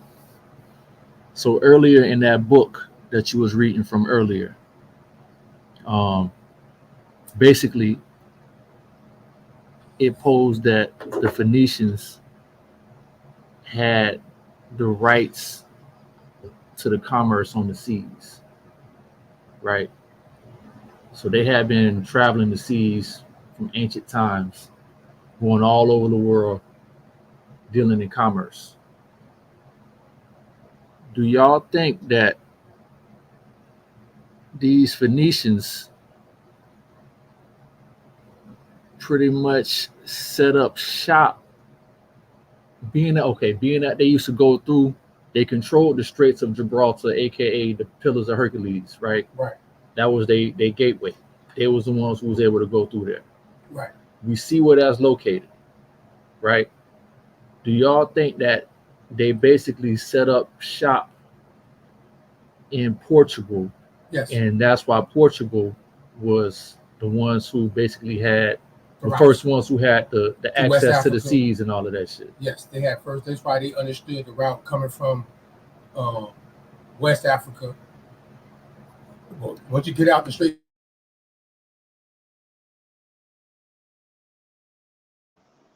Once you come out the pillars and you go right, you're gonna be hanging off of that mountain range kind of. When you understand that, and that's a whole other part of it. But they're going into what they call, we talked about it last week. The Greeks call it the Cassarides, you know what I mean? And the Hebrew would be the Hesperides. Obviously, Britain, the 10 islands where the Phoenicians were grabbing the tin from. We showed that last week. And obviously, they're the first ones to go into West Africa. So even though it's funny you said it, because the first European colony to go into West Africa would be later on what we would call the Portuguese, which at that time would be, the area would be called Iberia, also aka Andalusia, which gets its name from the Vandalusia, by the way. Go check that out. Put a V in front of it and see what happens. And then that whole, like, them people settled in them areas because of their trade system, setting up shop. Because wherever they went, they set up a warehouse type of thing, like, you know what I mean, like Amazon. You heard me? Like, they went there and they didn't just go there and pick up. Like, they went there and set up shop. You know what I'm saying? So then when they pull up to the port, they people ready to bring from the land to the ship back to where it's going. You know what I'm saying? They were making, it was really hustling. They had the monopoly.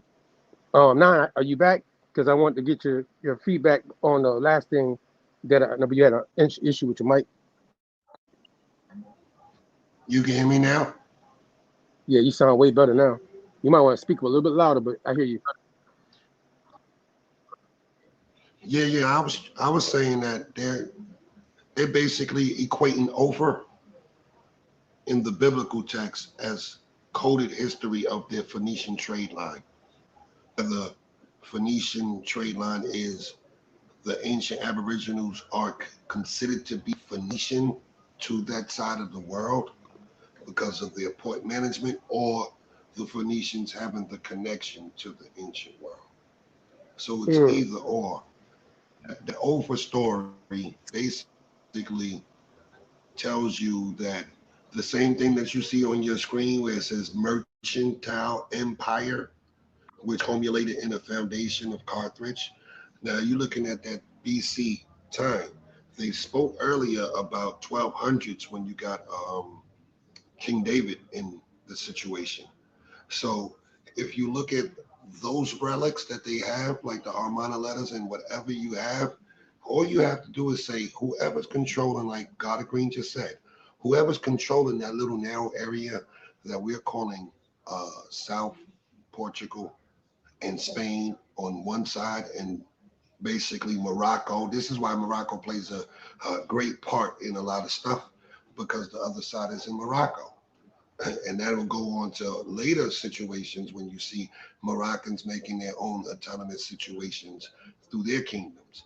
But they're definitely giving you the correlation that we know Tyranians are Phoenicians, so don't mix them, don't separate them, just say Phoenicians.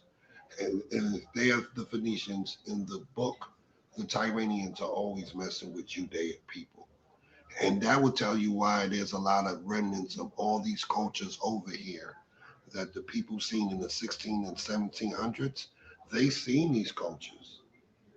And they get to see a little bit of Egyptian through Ramses and that situation. They get to see the Judaic presence. They get to see the Welsh / crypto-Judaic thing. So they're basically saying whatever happened before 1492, you can find that history if you look at Phoenicia, Tyre, America, wood, go for wood, and how you make Cyprus, all these ships, and where the ancient cypress are and cedars trees that these Phoenicians had access to. Where was the greatest Amazon that is still today? The oldest trees are in America. We have 5,000-6,000 year old trees easily. On the top 20 trees, the top 20 oldest trees on the planet, America is sitting with 12 of those on the top 20. One's called Methuselah. They name them after their Greek gods. One's called Prometheus. These two trees are guarded. They're national treasures because they know what type of ancient ships were made from those particular bristlecone trees, that the age creates the density and the density creates the float. So they know what shipping was in the Phoenician world and in the Judaic world, because now these two people, the Jews are known, or whatever you want to say, Yehudi is known for creating astrolabes and different devices of navigation by using the stars. They have that knowledge from the time that they are creating astrolabes and they're playing participatory discovery with Queen Elizabeth in 1492. When they're doing that in 1492, we already know that they have this ancient trade line from 15 BC with Jerusalem situation entire. So that's a 3,000 year understanding of that history that we don't see, but the Phoenicians see, the Judaic presence see it, the Yehudi, the Canaanites, and it will let you know why a lot of those intermarriages happened historically and biblically at the same time, outside of biblical things, and in the biblical narrative of the Canaanite Judaic, where those kings were taking a lot of Canaanite women, which are Phoenicians. Word. I want to, I mean, are you good? I want to play a clip. No, I'm good. All right, let's play this clip real quick. Y'all tap in and check this out. You ain't gonna be biased. Tap in.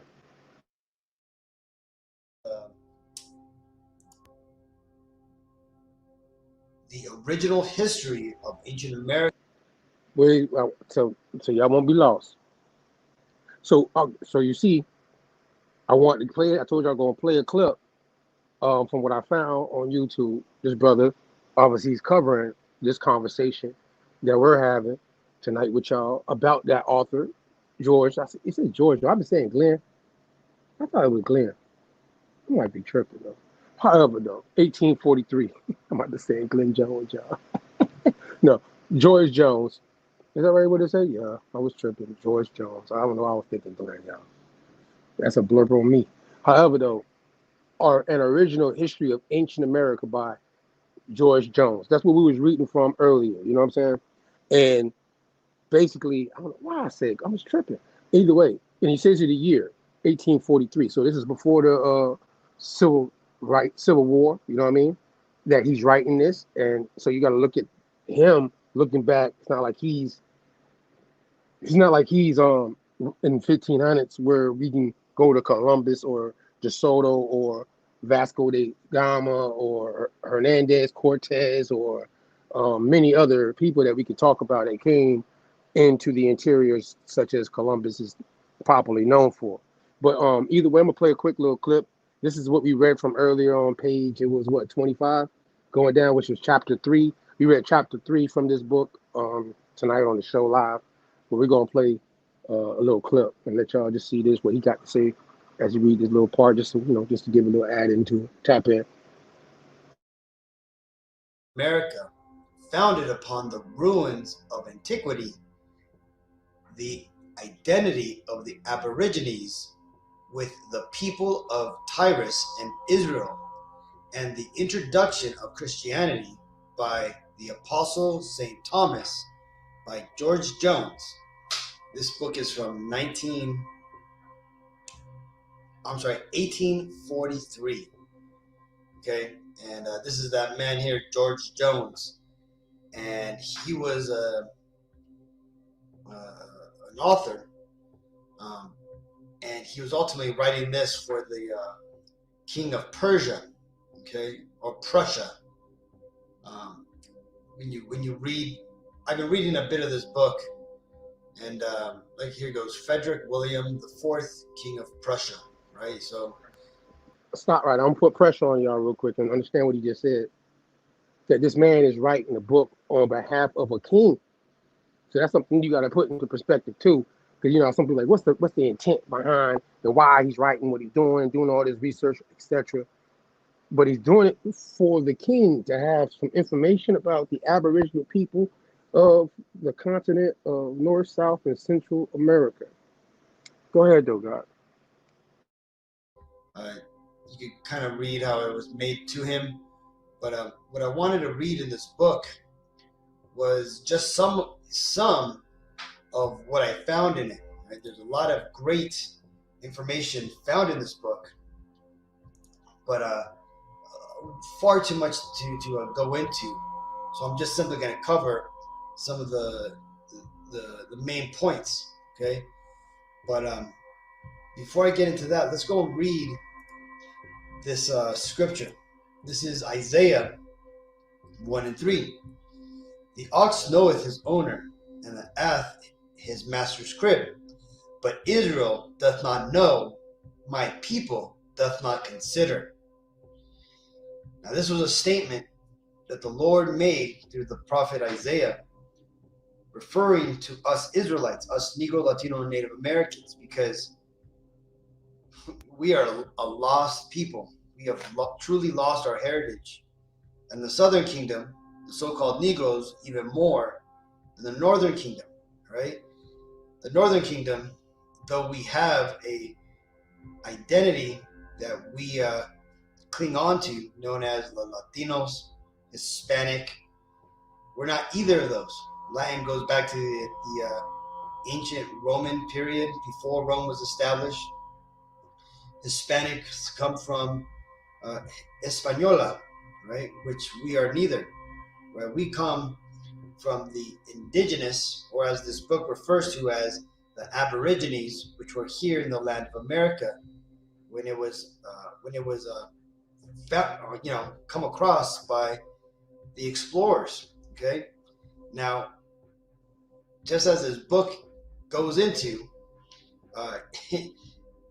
it basically clearly states and proves, which I'm going to read through, that we are the Israelites of the Bible. We are the Northern Kingdom, which it refers to as, Tyrus, right? Because again, when you look at the Northern Kingdom of Israel, it pretty much is where the Tyrus was at. Now, again, if you understand the city of Tyrus, that was the Hamites that were dwelling amongst us Israelites, okay? And the Northern Kingdom was heavily influenced by them, okay? Now, that being said, let's go ahead and read this scripture here, which explains how the Northern Kingdom of Israel were taken out of their land, which, again, if you read, I believe it's 2 Kings, let's go to the Bible timeline. When you read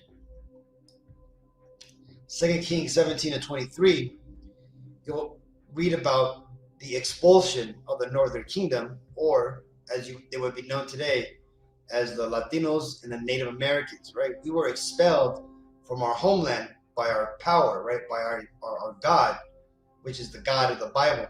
Why is that? Well, because we continually would rebel and committed spiritual adultery by worshiping other gods, right? We rebelled against the Lord. Our king at the time set up 2 golden calves for us to worship, all because he didn't want us to go down to the Southern Kingdom to worship at the temple as was allotted, or which was commanded for us to do. He didn't want to. Let's scroll up and see if we can get to where you go to the book. But you have his faith. No against that. We want to get to this part of the book because he's covering the book part. That's what we want. Yeah, get to that preface part right now. We came here on a one-way trip. Now let's go and read real quick this book real quick. I'm just going to go ahead and go through just a few pages because there's way too much in this book to cover in this lesson. But I'm going to go ahead and read just some of the pages that I found were pretty telling, right? Let's start off with page 11. We're just going to read the very first part of this. It says, Hebrew analogies with the tribes of the north, contrasted with the natives of Mexican America, which means basically these are the things that we have in common. Circumcision, scalping, its great antiquity, the crucifixion not known by the natives of the north, their traditional knowledge of the deluge, right? We understood about Noah's flood, their practice of the laws of Moses, the conclusive proof of the 2 races, the formation of the new Epochian table, right? Epoch is basically just means like we understood the times, right? Of the tables for the history of ancient America, which basically means we understood our story. We understood how we got there to America, right? We understood that we came from the east, right? We have many stories saying that we came from the land near Babylonia, right? We even have an ancient myth called Aslan, which is, to the Mexicans, we understand that one day our Savior is going to come and he's going to take us back to our ancient homeland, which we refer to as Aslan. And that land is across the Great Sea, right, which is the Atlantic Ocean, which is on the borders of Babylonia, right, basically over there in the Middle East. It says, the announcement of the historical theory and the first epoch, which means we understood about the story of Adam and Eve. Now, let's go and jump forward, because we're going to go ahead and read from 13 to page 17, okay? But we're just going to start here. A lot of this is it's pretty good. You can pause it if you want to read it, but I'm going to just start right here where it says, just when it starts going into like all the similarities that we had with the ancient Hebrews, because we were the ancient Hebrews, which is why we had the same customs, okay? It says, they have their ark, right? This is talking about us Mexicans, okay? It says, they have their ark of the covenant, in which is deposited some mystery, seen only by the priest of the tribe. It is said to be a shell and supposed to give out ocular sounds. This is an analogy to the book of the laws placed in the Ark of the Covenant by Moses, preceding his death on Mount Nebo, the oracular wisdom of which has guided civilizations to this day. The Ark is never suffered to touch the earth, but is always raised on a stand of wood or stone. It is invariably carried by a tribe when they march to battle. A similitude is here to Joshua at the siege of Jericho. When it is in their peaceful encampment, it is surrounded by 12 stone, indicative of the original number of the tribes of their ancestors. This is strictly an analogy with the 12 statues, which rude blocks of stone erected by Moses around the altar of the covenant to personify the 12 tribes of Israel. Joshua also, after the passage of the Jordan, erected 12 stones in his encampment at Gilgal, and the same number in the river at the place of the passage. They selected their medicine men, in example, priests or prophets, from amongst a portion of the tribe, not warriors. Here is the custom of the Levites, or descendants of Aaron, being in the sacred office of priesthood, for which the Israelites, they were not to be taken from the ranks of the soldiery. These Aborigines, right? When he says Aborigines, he's talking about the Mexicans, right? The native Indians, us before we were conquered. It says, dwell in booths as when brought out of the land of Egypt, as they are still wanderers. They offer a flesh of burnt offering from the chase, which is first cast into the flames, before even a starving family may eat. They have their corn and harvest feast, also one in observance of every new moon. You hear that? Observance of every new moon, right? See, the apostles are right when they say that the new moon is the Sabbath. Okay? Here we were, before we were conquered, keeping the Sabbath. Another is in festivity of the first fruits and the great feast, in direct analogy with the Hebrew Passover, even to the blood being stained upon the post and lintels of the mingling and the most bitter herbs. Then their fastings and purifications are practiced with the greatest severity. The breastplate or ornaments worn by the religious prophets, containing 12 shells or stones of value, is in direct imitation of the ancient pictorial worn by the Hebrew high priest, and which contained. Nah, you there? Cause I'm glad you read through that part. 'Cause I didn't want to read all that myself. I wanted to let him read it. You know what I'm talking about? Give him a little bit out of the book. What you think from him reading out the same book? We based how we got into this series of build to have this conversation and do our dig on it, the Aboriginal story of America. Because we're going to obviously use other sources. I got another book I'm gonna go into, but I want to just first play a clip from somebody reading from out of that book too. That obviously, you know what I mean, has the view. I mean, he said he's Mexican, by the way. He don't sound like he a brother like myself, but you know what I mean. He still believes he of the 12 tribes of Israel, whatever the case might be. What you think about that? Well, I would say I agree and disagree. I agree Go that ahead. the 12 tribes. You can hear me? Yeah, I hear you good. Go ahead. Yeah, I said I can agree that the 12 tribes came here. So, but when the person takes a position that we are of the 12 tribes, Right. you still are excluding your ancient Aboriginal people who the tribes mixed in with. That's why we've Right. been doing these series, Amora Garakan, the series of Tecumseh, the Inquisition, the El Negro series, to show you those people coming in. To understand the Aboriginal story of America, you got to understand who came in and who they say came in, and who has more of a shrouded history into the situation. So I agree that they came, but to take the position that you are them, you should say that most of us have lineage from them mixing in with us.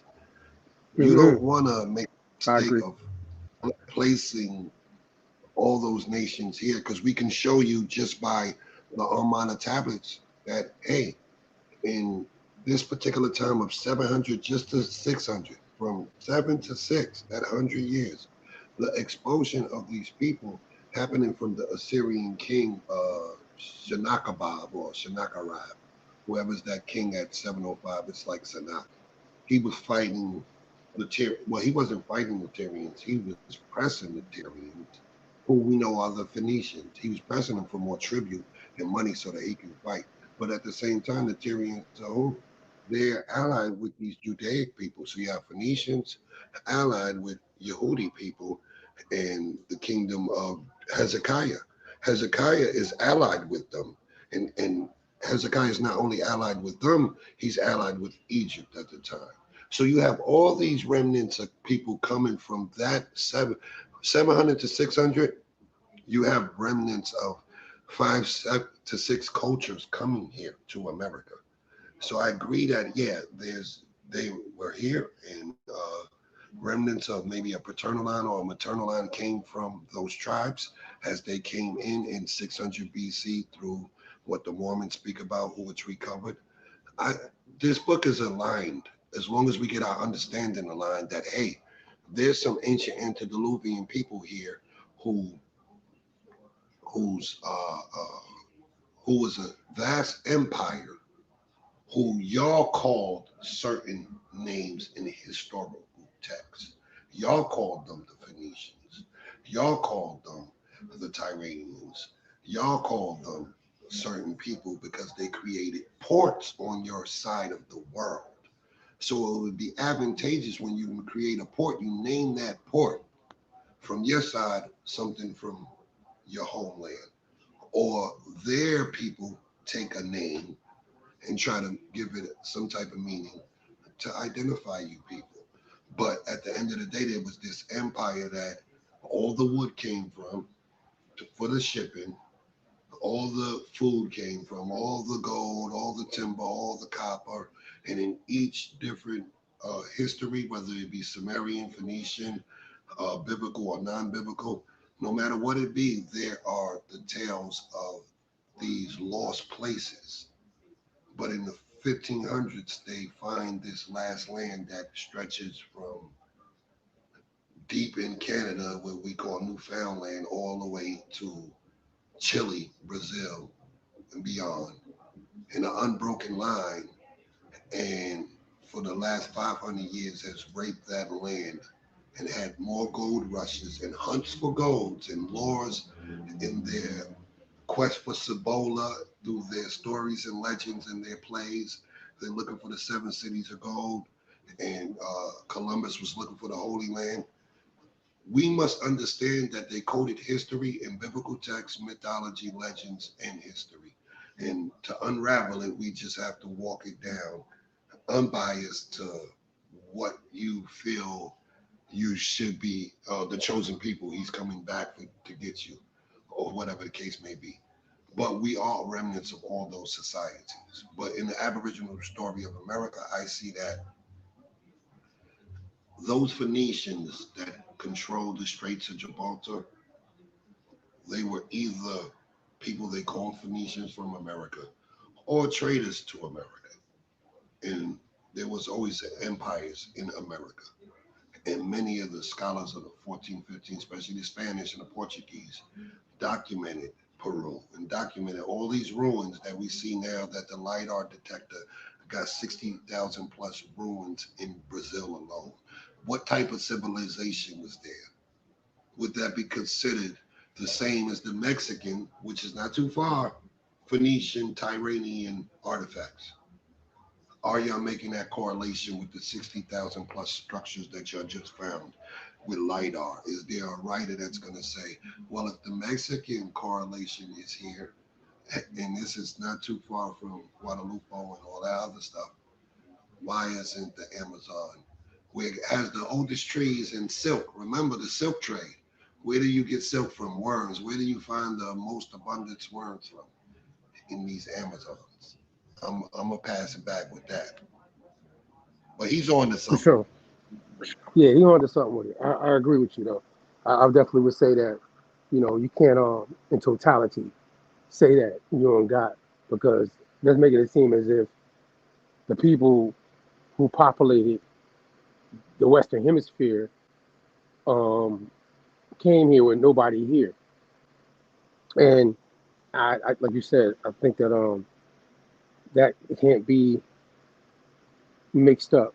And the fact that this guy, George Jones, who I've been calling Glenn, right? But George, in his book, he said there's two distinct races. So race, as we know it today, would mean different phenotypes in certain cases too, that are obviously in the land.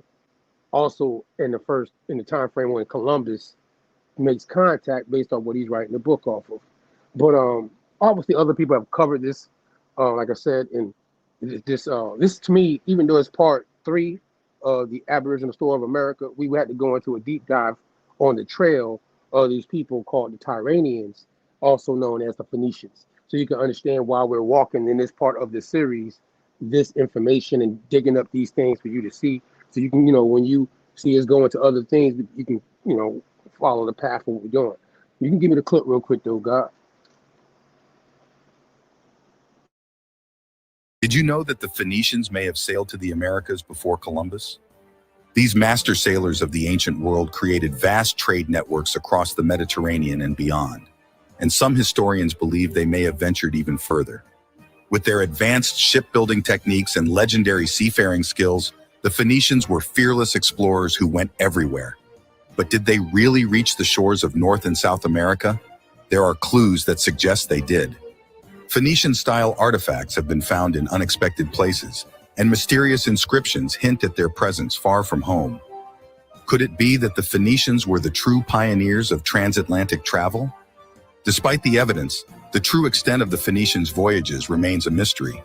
How far did they really go? And what secrets do their voyages still hold? Exploring the possibility of Phoenician voyages to the Americas is a fascinating journey of discovery. And here we go. Hey, Nah, I want you to see this, and everybody out there that's watching, and you watch it after the fact. This book, obviously Internet Archive, great source of information for a lot of books. I ain't gonna front. I got a lot of them out of there, you know what I'm saying? Digging up this information we be going through, and any information, you can find a lot of things here. So we showing it to you, go do your research type thing, and you digging in the crates. But this book, it's a PDF, as you see, it's highlighted to the left. American BC PDF, you know what I mean? This is another book. This is the book. Shout out to Jasper, my man Jasper. He let me get hold of this. Is how I got this, right? Shout out to him. The Berry Fells, you know what I'm saying? We put it on our community wall, by the way. On that wall, obviously, it highlights certain things. It's really highlighting. If you like blow up that wall picture of the cover of the book, it's showing like the Basque coming off of what we call Iberia in the northern part of the Straits of Gibraltar into what we would call today Canada or the Labrador, which is Canada, and coming into what we call North America off the coast of the Atlantic. The Basque people, you know what I'm saying? Sometimes they don't get like thrown in the Aboriginal story as much, but Barry Fells put them on the cover.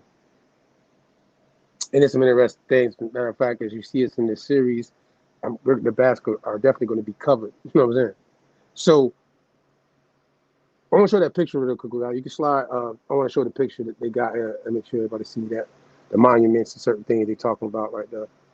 Before we read it. I don't know if you can blow. Can you make this bigger? Lord knows. You might just have to do a little work scrolling for the phone. Yeah, keep it there real quick so they can see that. I want people to see that real quick. All right, so all these different things that you see here obviously are symbols showing that there's, you see how I said pyramid mounds, calendar circles, temple observatories, urns, Tholo, that's Tholi, all that good stuff right there. Yeah, so all these things they're going to show that's supposed to be off the coast of North America in BC, you know what I'm saying? So in this book, make it a little bit. Yeah, that's basically, so you see it's all the Appalachia. He actually puts that on there too. You see that? When you zoom back in, he has it says the Appalachia Mountains. Shout out to Appalachia. That's the name when you go look up America that it was technically called in North America. The Allegheny in the northern part, but the Appalachia, the southeast here, to the Appalachee Aboriginal people first contact with in St. Augustine with the Timucua and others. So yeah, but right there in that area, because all that would be in first contact, just to give you a understanding, pyramid mound. It's a whole bunch of mounds in the southeast. Boy. You know what I'm talking about? But it's at pyramid mounds because that image goes back to that chart up there where it's showing you that whatever that thing is showing you that there's pyramid mounds in this region. So right there underneath the Appalachia, which is the southeast region, they're showing you that, you know what I'm saying? Oh, matter of fact, God, you see that one other graph to the right of the make that bigger right there for the folks to see that too. So also it's showing that cultural traits are saying Egyptian hieroglyphs. Look, Celtic, Ogham, you know what I'm saying? Iberian, Punic script. You know what I'm saying? Libyans, mining. Look, Basque script. So all this stuff is in the Aboriginal story of the Americas, based off of this man's, breakdown, Barry Fells. You know what I mean? Nonsense, he in the back. He got thrown off with him. So yeah, boom. So before I read into it, you can scroll to the right. I'm just gonna read this little piece out this book. Y'all go check it out. Get your hands on it.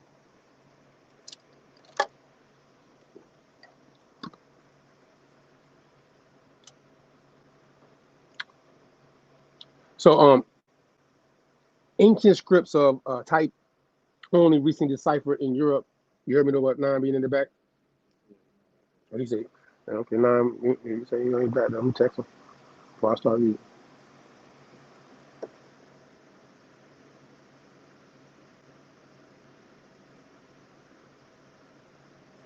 I bet. So matter of fact, yeah. So ancient scripts of type only recently deciphered in Europe or North Africa.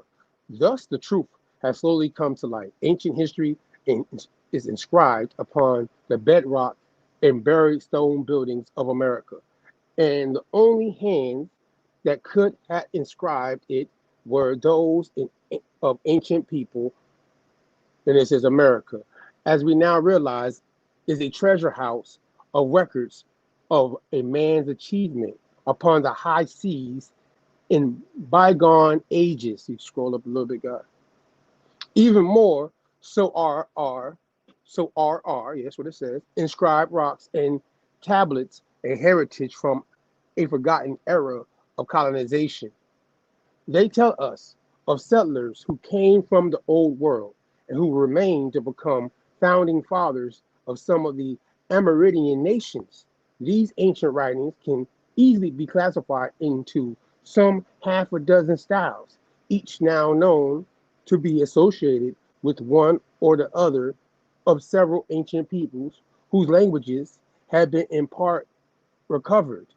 New inscriptions are being discovered almost every day from localities thousands of miles apart, usually under circumstances that preclude any possibility of fraud. This book gives the plain facts about the inscribed stones together with an explanation of how the messages are being deciphered and what they tell us about the people who wrote them and how they came to be in America, some 2,000 or 3,000 years ago. But it's also my hope that something more than just a plain facts of research may find its way into the pages, something of the simple joys of shared discoveries. For what use is there in finding something new if there is no one to tell about it? Something of a good companionship of the men and women who contribute so much of their time and knowledge to exploring our backcountry hills or searching the cliffs of offshore islets for long forgotten carvings made by ancient mariners, and something too of our occasional disappointments, for it has been an easy road all the way, and sometimes it has demanded more than a usual modicum of good humor to temper patience with tenacity. You know what I'm saying? A little bit more. Yeah, right there. That's what I think. Right. That's all I need. These remarkable and hitherto unexpected facts have come to light this past summer of 1975 in the course of an archaeological survey of New Hampshire and Vermont. Remember, I was talking about George Washington, right, in Vermont. Just to put that out there. Anyways, though, the hundreds of inscriptions among the ruins attest the vitality of Celtic civilization in pagan times and tell a wonderful story of how Europeans lived in the Bronze Age. Our first season's work was yielded only hints of the fate of the Celtic kingdoms, but this book relates what we have been able to find out of the first 1,000 years or so of their settlements in North America. You know, the Celtics just won the championship. I don't know, they on a streak right now or something, huh? They win the championship and 18 of them, one of the most popular, franchises in NBA history. However, and the Lakers on the other side, they rocking what? That Tyranian purple and that gold, you heard me? The Great Lakers, 7 Seas hitting all the lakes. However, golden Phoenician purple, Tyranian purple, royalty. You know what I'm talking about, the way, just put that out there. Coming down a little bit. That's the purple robe. They say that the Tyranian robe they put on Joshua when he went to the land of Tyranians and Sidonians when he had situations.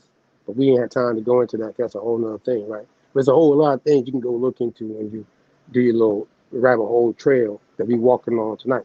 I want to point this out, and we're going to slide right after this. It says, about 3,000 years ago, bands of roving Celtic mariners crossed the North Atlantic to discover and then to colonize North America.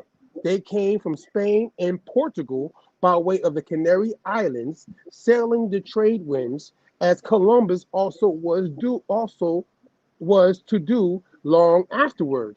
The advantage of this route is that the winds favor a crossing from east. You just slide, God, keep going down. This is the good part. That's the good part. You brought up Portugal earlier, didn't you? You said about Portugal, right? So, wait, no, I think you skipped. I think you got to go to the left or something. Remember, we was on page 5, so you got to go to page 6, and that's probably like on the bottom of this part right there. And no, you got to go down. Am I right? 5. That's 7, so to the left, you got to be 6. So go down more. 6, go down, go down. You got to be underneath that picture. There we go. Right there, there we go. To the left. All right. From east to west, but for Celts accustomed to a temperate climate, it had one drawback, that it led them to the tropical West Indies, no place for northerners. So although their landfall lay in the Caribbean, it was on the rocky coast and mountainous hinterlands of New England that most of these wanderers finally landed, there to establish a new European kingdom, which they called, look at the word, look at that word. What's that word? Okay, I'm gonna mess it up. What's that word? Is that an I or an L? That's an I, right? I want to make sure y'all see it. So I'm saying IARGALO. Irregalan? Irregalan? All right, so that's a new word for y'all Aboriginal folks out there researching. You can go look that up, you know what I'm talking about. But look what it said, European kingdom, which they called Irregalan. It says land beyond the sunset, being that at the Pillars of Hercules, anything west of the Pillars of Hercules, being that he was told, and we showed you earlier, Melkart would be the ruler of the underworld, which would be at the, you know what I mean, Atlantic shore to go into the underworld where the sun sets. Feel me? I don't know if y'all catching that, but that's what it's done. But at the same time, in the correlation of that, the sun setting and coming from east to west, you know what I'm saying? This underworld situation though. I don't know, maybe, yeah, never mind. They built villages and temples and raised druid circles and buried their own dead in marked graves.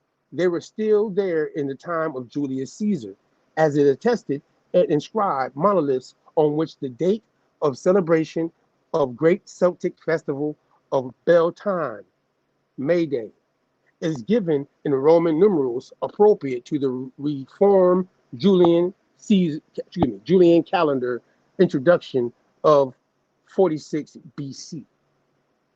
American BCs, y'all, Barry Fell. You know what I'm saying? You give him a shout out because the man got some shit in here. You know what I'm saying? We're gonna go into him. Like, he started with George Jones.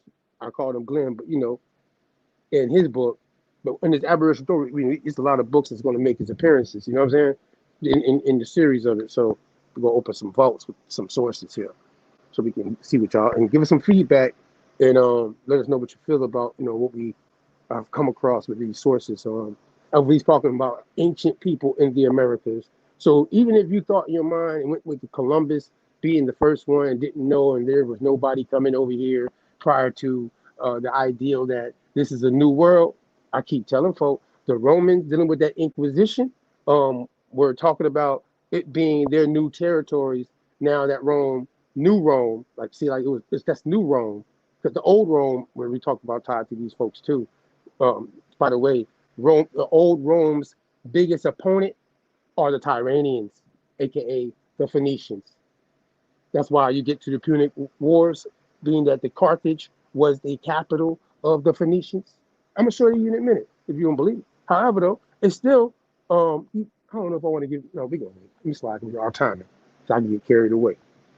I get carried away on a ship like the Phoenicians. You know what I'm talking about? They end up on a whole nother port. Let's go.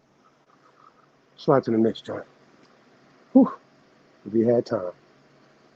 But in the next series, we get to it. And that's why I said I'm gonna land like how I slide to the boom. So right here, it's showing you, you know what I'm saying, the Hannibal fresco, and it's obviously talking about the capital.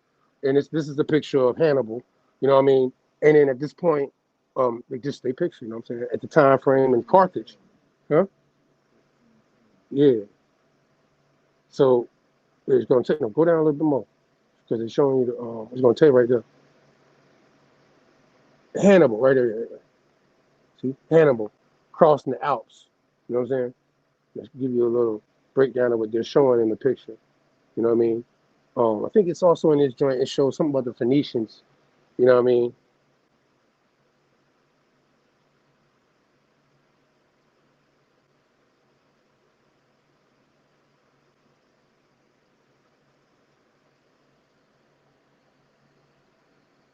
I think that this right here was is Hannibal though. He's Phoenician. He's basically Carthage, as we showed you earlier, is Phoenician. You know what I'm saying? So Hannibal. You know what I'm saying? It's Tyranian Phoenician. You see the purple?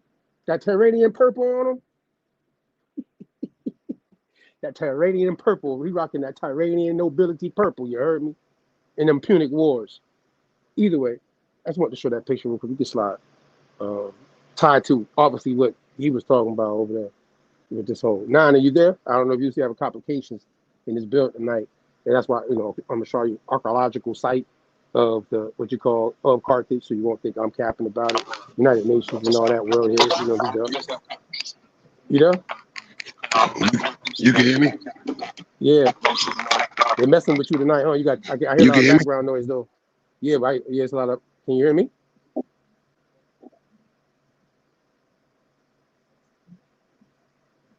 I can hear you clear.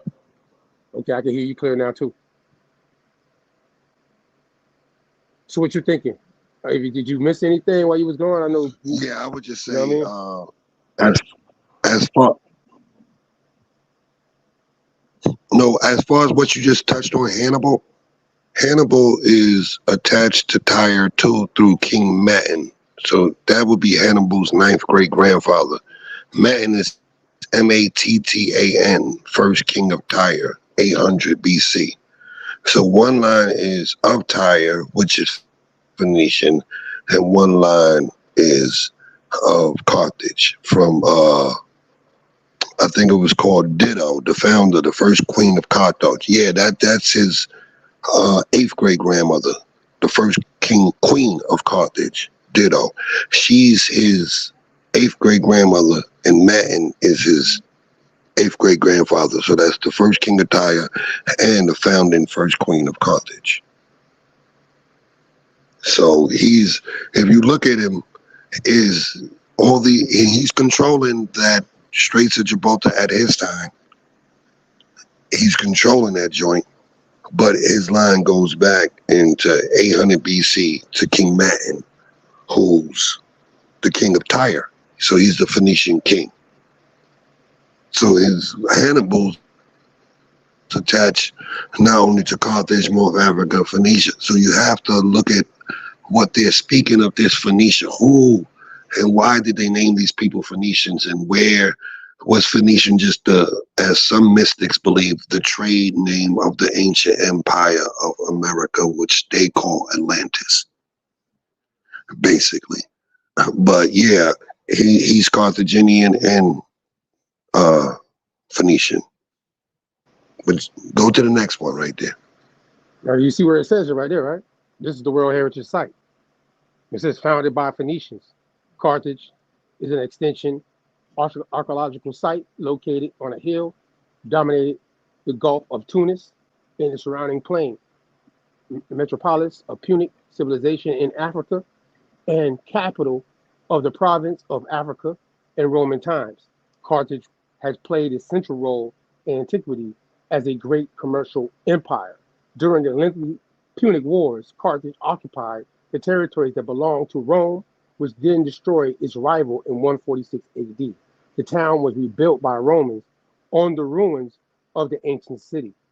Exceptional place of mixing the fusion of blossoming of several cultures that succeeded one another: Phoenicio, Punic, Roman, Paleo-Christian, and Arab.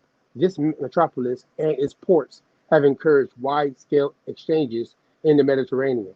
Founded at the end of the 9th century BC in Lycia Dido, and having sheltered the mythical love of Dido and Aeneas, Carthage produced, you can slide down a bit, a warrior and strategy genius in the person of Hannibal, the navigator and explorer Hannon. Oh, and I want to drop that stuff right there. Now, before you heard of I know y'all with Portugal, and we're gonna get into this. It's gonna come back up, so I want you to see where it says that right there, right? There's a person we know in history tied to Portugal, and his name is Henry the Navigator. He's tied to Portugal going into West Africa.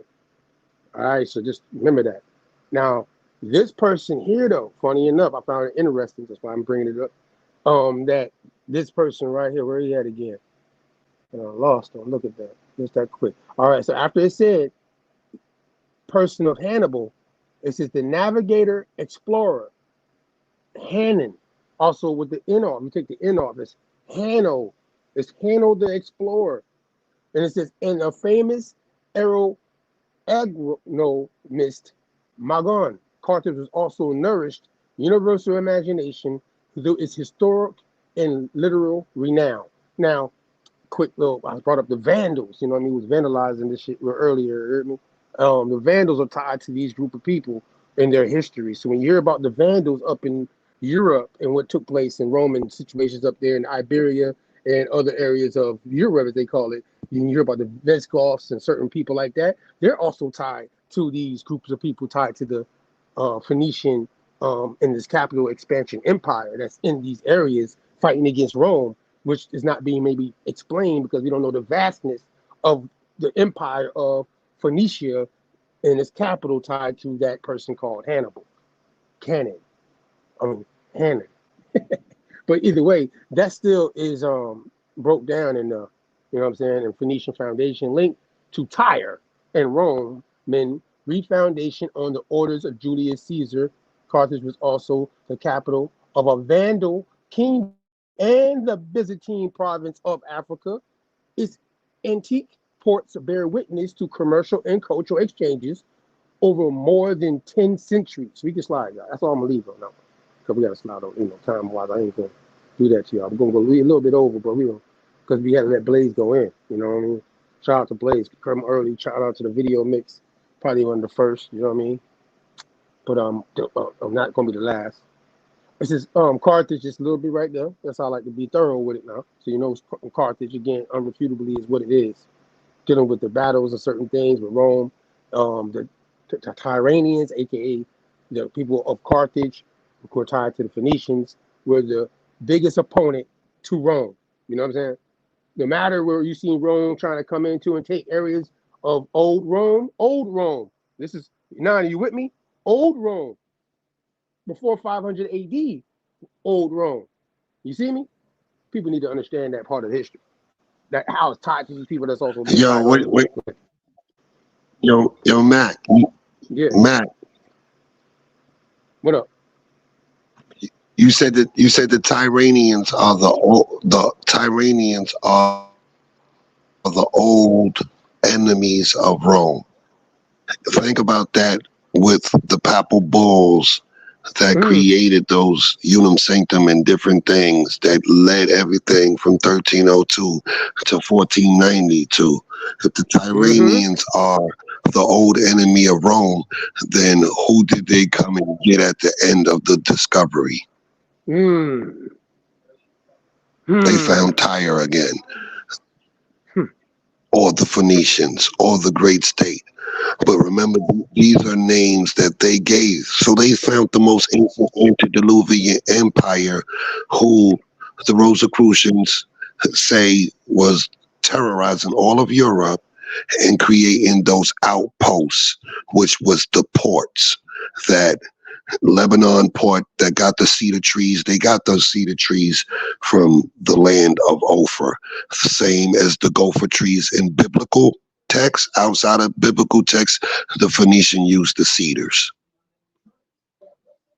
Understand the allegories, and we might walk this down to understand that the Aboriginal story of America is wrapped up in being a refuge of remnants of the ancient empire that we stretched from the east to the, from the west to the east, not the other way around. So I'm a land on that. And because we're moving along, I want to just read this slide on here. There's a quick little addition to what you just said on it. Obviously, as I said, Hanno, the navigator, would be obviously Phoenician, and then Henry, the navigator, would be tied to the Portuguese. And in this, it says right here, Arab America talking about it. The Phoenicians, the first sailors to discover West Africa, ?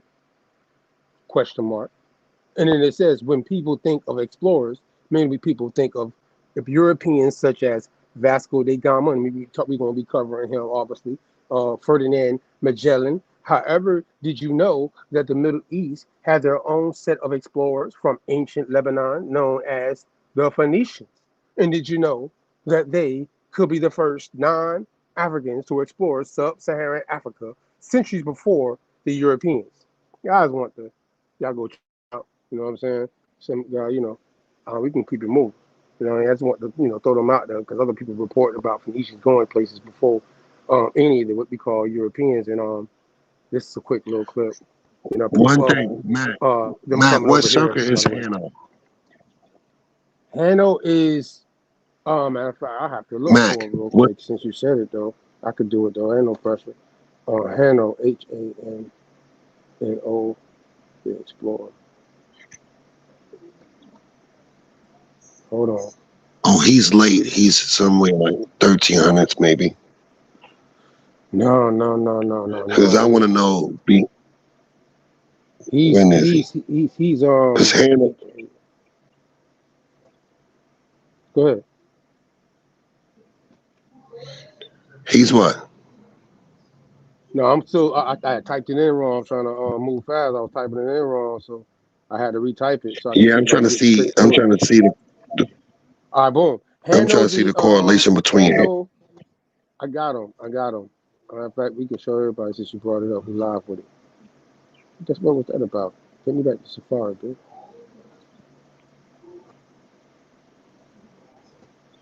That's interesting.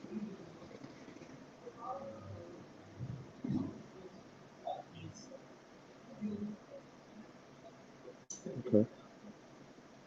Anyways, Hanno the Explorer, he is basically the 5th century BC.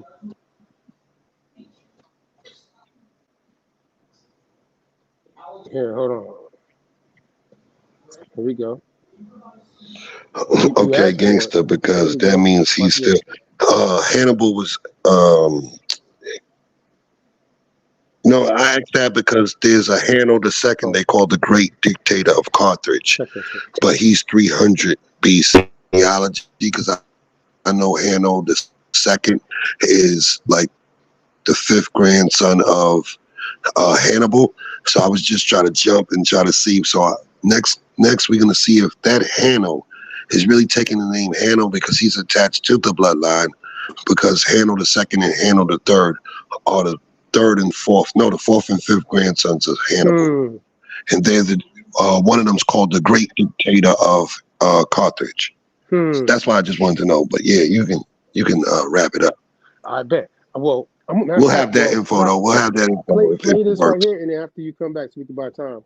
You can play this a little clip of this, and again, proof of Phoenicians in America. Other people covering it, like we said, we ain't the only ones. We're gonna play a clip of this while we go. I'm gonna come back and I'm gonna show you something real quick before we go to the next joint. We almost there. Go ahead, God. Portuguese explorers discovered the Azores Islands in the middle of the Atlantic Ocean. But they were not the first people here. These early Portuguese explorers reported finding no one currently inhabiting any of the islands. But what they did find was shocking.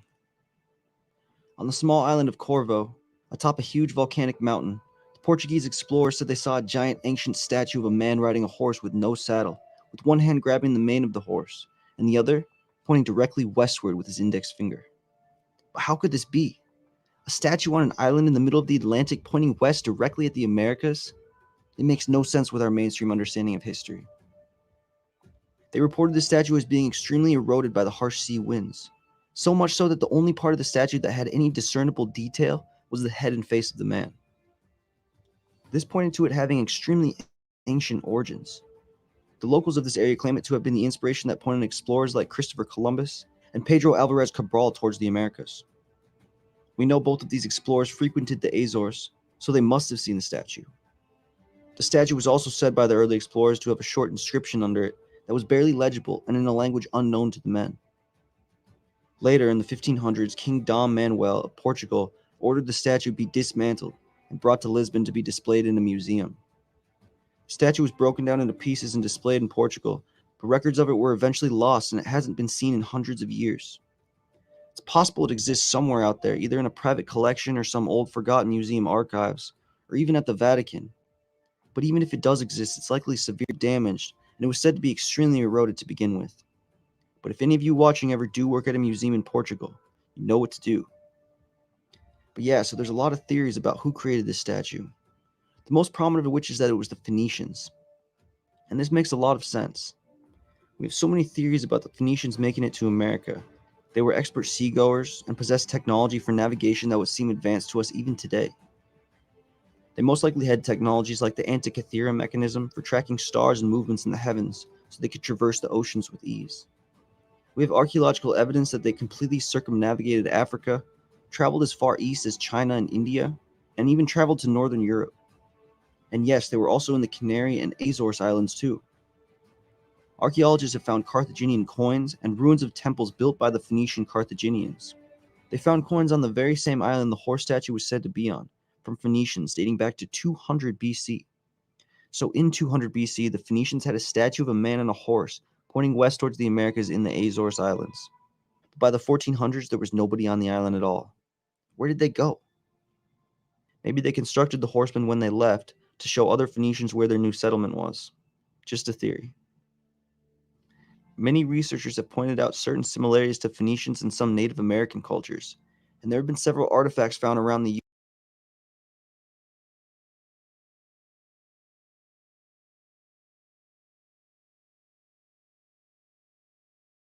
was. Just a theory. There was nobody on the island at all. Where did they go? Maybe they constructed the horsemen when they left to show other Phoenicians where their new settlement was. Just a theory. Many researchers have pointed out. Hey, nah, you see that route?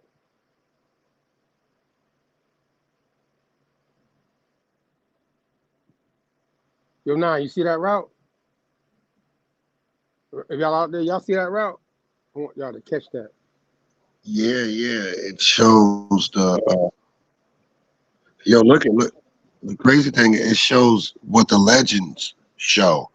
The legends show that if you come out the Straits of Gibraltar and you go less than 30 leagues out, you bear left just like that. But they didn't show that you port in Morocco, but that's good. But to get here, to catch that middle rift where the Northern Atlantic is smashing against the Southern Atlantic, to make that travel, all the legends speak of that. Like in Dante's Inferno, it speaks of that travel.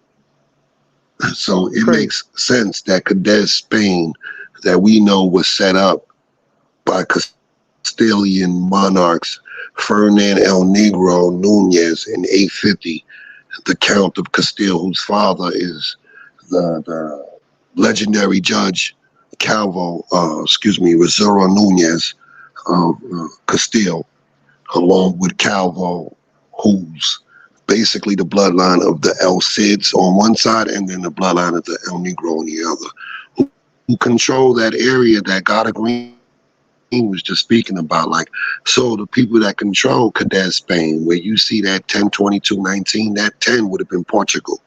That's Portugal's area. The rest would be Spain. But we know there was no such thing as Spain. That is part of the Castilian monarchs and remnants of the crypto-Visigoths that were there. So it's just remnants of Lusitania, Mauritania, and all these Septimania. It's these ancient empires that held them straits down. Shows that, hey, at 1492, who has the control?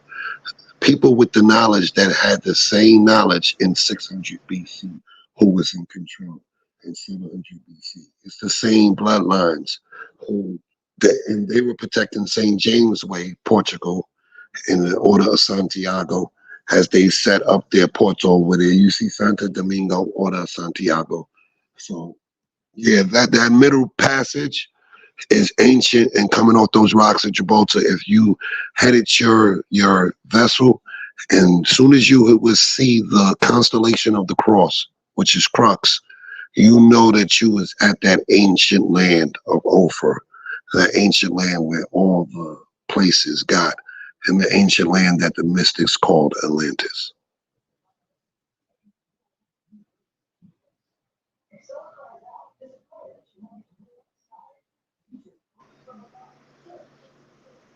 Whew. Again, this is a good source. You know what I mean? So I want to do this, guy. You can do this. Drop this one in the chat too for the folk. Because when we come back, You see that Brazil, that wood? You see that wood right there? yeah, That you see Paul. what Hold on, don't go nowhere, don't go nowhere. Oh my No, God. stay right there. Stay right there. Stay right there. Stay right there. Stay right there. Stay right there. Stay right there. Don't move. Don't move up. Don't move up. Right there.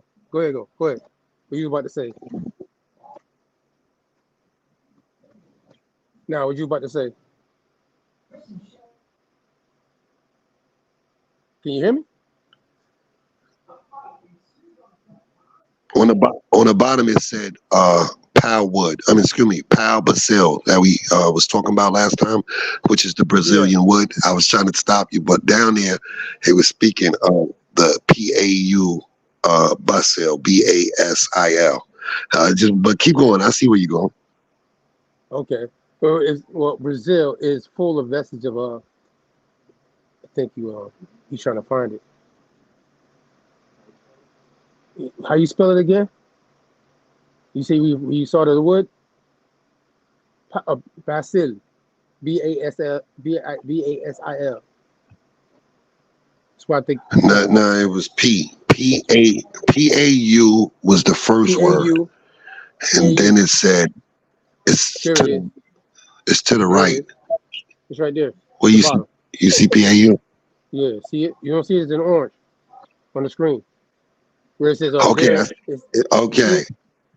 Yeah, so it says, there still is another fact. Read that. Yeah, I'm going to read that. It says, there still is another fact in excavations that took place in Sudan. French archaeologists found in 1860 many wooden artifacts that only could have been taken from Brazil.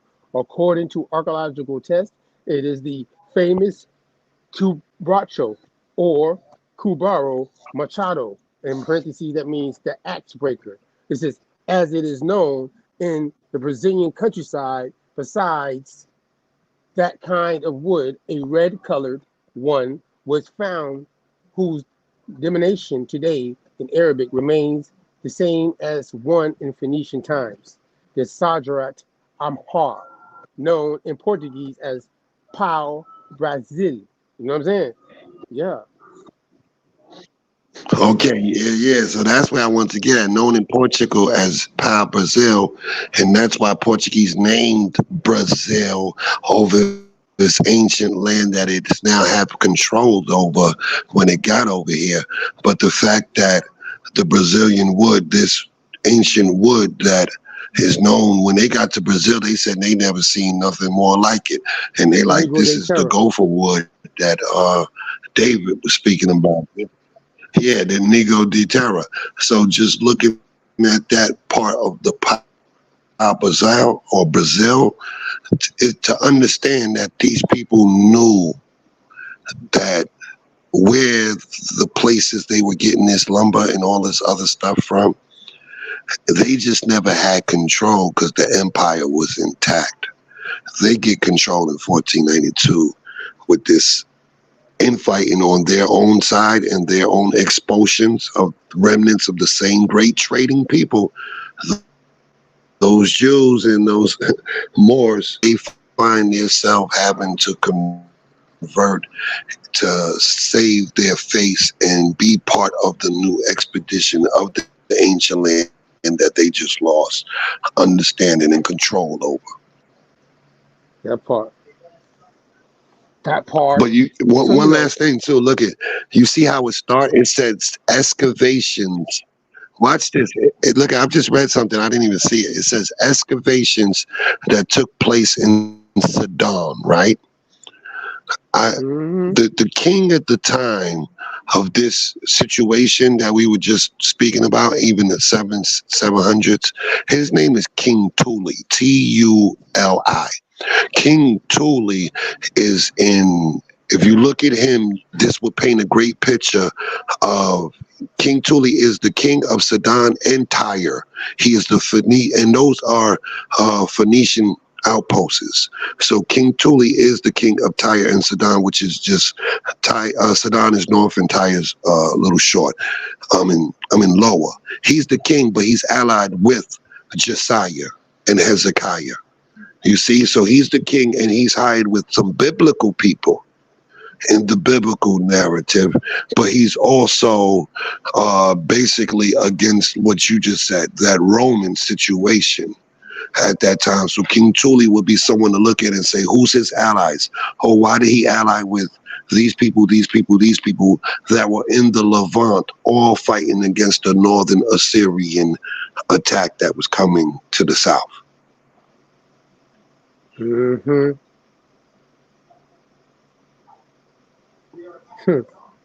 Hey, Amazon, matter of fact, slide down a little bit, guy. We're gonna give a little bit of this. We're gonna get out of here for the night and we'll see y'all when we do the next part of this joint. But yeah, right there, you can keep it there. All cuneiform inscriptions discovered in the Amazon region, in the Ari area, as well as in French Guiana and Suriname, such as hieroglyphs and rock characters, demonstrate clearly its origin from Aramaic, Syriac, and even Sanskrit scripts. In the National Historic Museum, many photographs show us huge inscriptions that are widely spread from the Salamis River up to the point where its name changes to Amazon River, the Ari to the Madara River. Those inscriptions demonstrate just a little of the greatness of the others that exist all over Brazil. Negro de Terra. Also, the capital place of Negro de Terra became, after the 1492, it was Marano How, which is tied to, because remember, Portugal that's the only place that they wanted, dealing with the Treaty of Tordesillas in 1494, was Brazil. You see me? It just so happened to be that way, right? That's why. They had West Africa already. Portuguese in that treaty took all of that territory tied to what was going on with Rome and the splitting between Spain and Portugal of the New World, coincidentally in 1492, and that war that took place between them, that had to have a treaty over the New World lands that they were trading and doing what called now a slave trade for those who are against Rome. You know what I'm saying? Indies, East Indies, Aboriginal people. But however, you know, that's why they say, oh, people always been here. Dark skinned folk, yeah, definitely Aboriginal folk. That would be Aboriginal at the point of contact with Rome in 1492. You know what I'm saying? Definitely was, yeah. But however, and you know, we're gonna get out of here in a few minutes. It was, I want to show him that one thing that I actually pulled up there before we go, about Hanno the Explorer. You know what I'm saying? And after that, throw some bumps on and we slide. Hanno, Carthaginian explorer. People know about Henry the Explorer, Portuguese, but Hanno flourished in the 5th century BC. There's you have to sign up, Doc, for that thing covered the Pepto. You're promoting people that got messed up stomachs. It says, was a Carthaginian, hold on, you got a lot of background noise now. Can you hear me? The reverb. All right. Hanno flourished in 5th century BC, was a Carthaginian who conducted a voyage of exploration and colonization to the west coast of Africa sometime during the 5th century, setting sail with 60 vessels holding 30,000 men and women. Hanno founded Thai Matrion, now Kintera Moor, and built a temple of Solace, Cape Canton, now Cape Mendoza. He then founded 5 additional cities in and around present Morocco, including Carian Fortress, Greek Carian, and Akara, and the Canarian Fortress, and perhaps he to be identified with the Asora on the Moroccan coast, where archaeological remains of Punic settlers have been found. Farther south, he found Cern, possibly on the Rio de Oro, as a trading post. He eventually reached the coast of present Gambia or Sierra Leone, and may have ventured as far as Cameroon. An account of his voyage was written in the Temple of Baal at Carthage and survives in the 10th century AD Greek manuscript known as the Periplus of Hannon. which claims to be an ancient Greek translation from the Punic inscription. There's a little map there. They show a little map though of him doing the thing on his joint real quick too. Oh, don't worry about it, man. They have a map though. If you want to go to Britannica and research, it should pop up on your phone and won't give you that kind of problem it's giving us. However, nah, that's y'all meet with Hannah. Don't confuse them with Henry. Easy. But they seem to be following the same route. That's what they have in common. Portugal and the Lusitanians. You see what I'm saying? The Lusitanians so happen to be the ones that understand what the Phoenicians were doing on the seas. You see? Makes sense. That's the Lusitanians.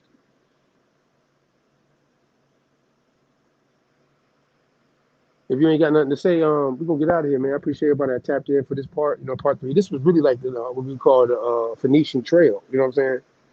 To America type shit of this series. This is what this one really was covering based off of how we sparked this off the book called George Jones, dealing with the Aboriginals of North and South America. So tap in with us. Nine, I hear you. You finally you back? You good?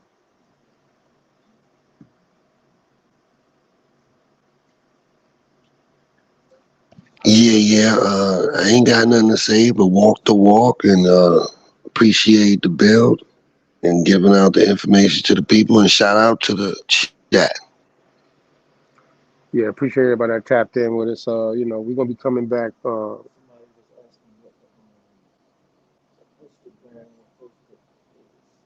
Autonomous Party, Instagram, TikTok, of the Maroonville on Facebook. If you go to our website though, Maroonville News will take you to our Maroonville,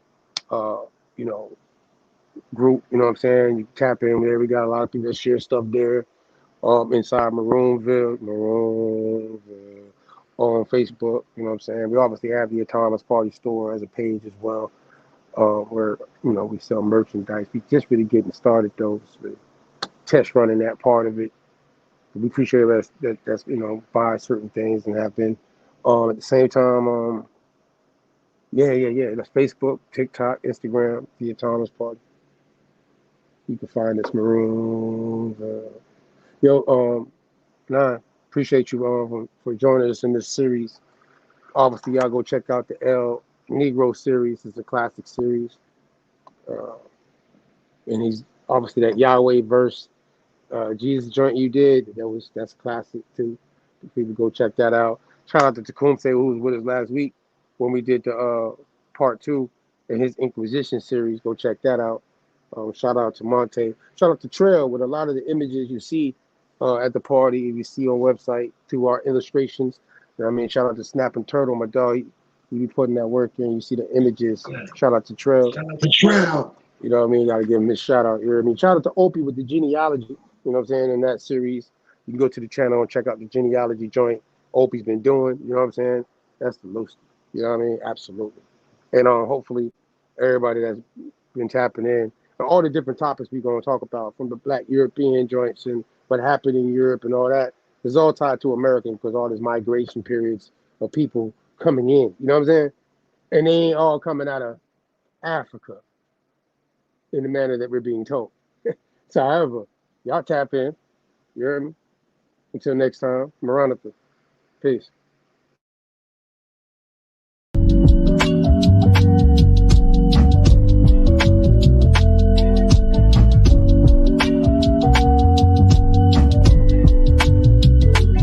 Niggas, the top 5 lister, double S drifter, separate sipping, and you know I came with it if she cute.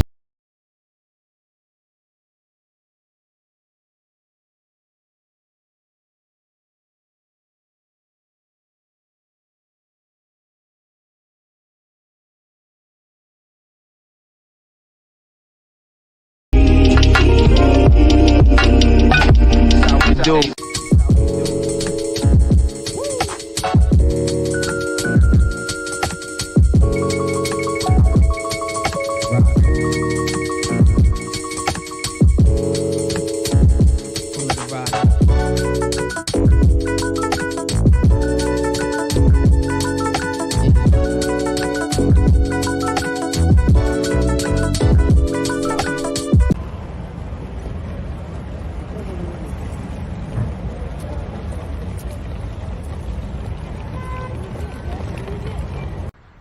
do your pictures in my phone? Now sometimes you get me through the day. And whenever I start to feel alone, I just play your voice loud. That I say before things change. Now I read the message you sent, trying to tune out when you say I know you love me, but if you just repeat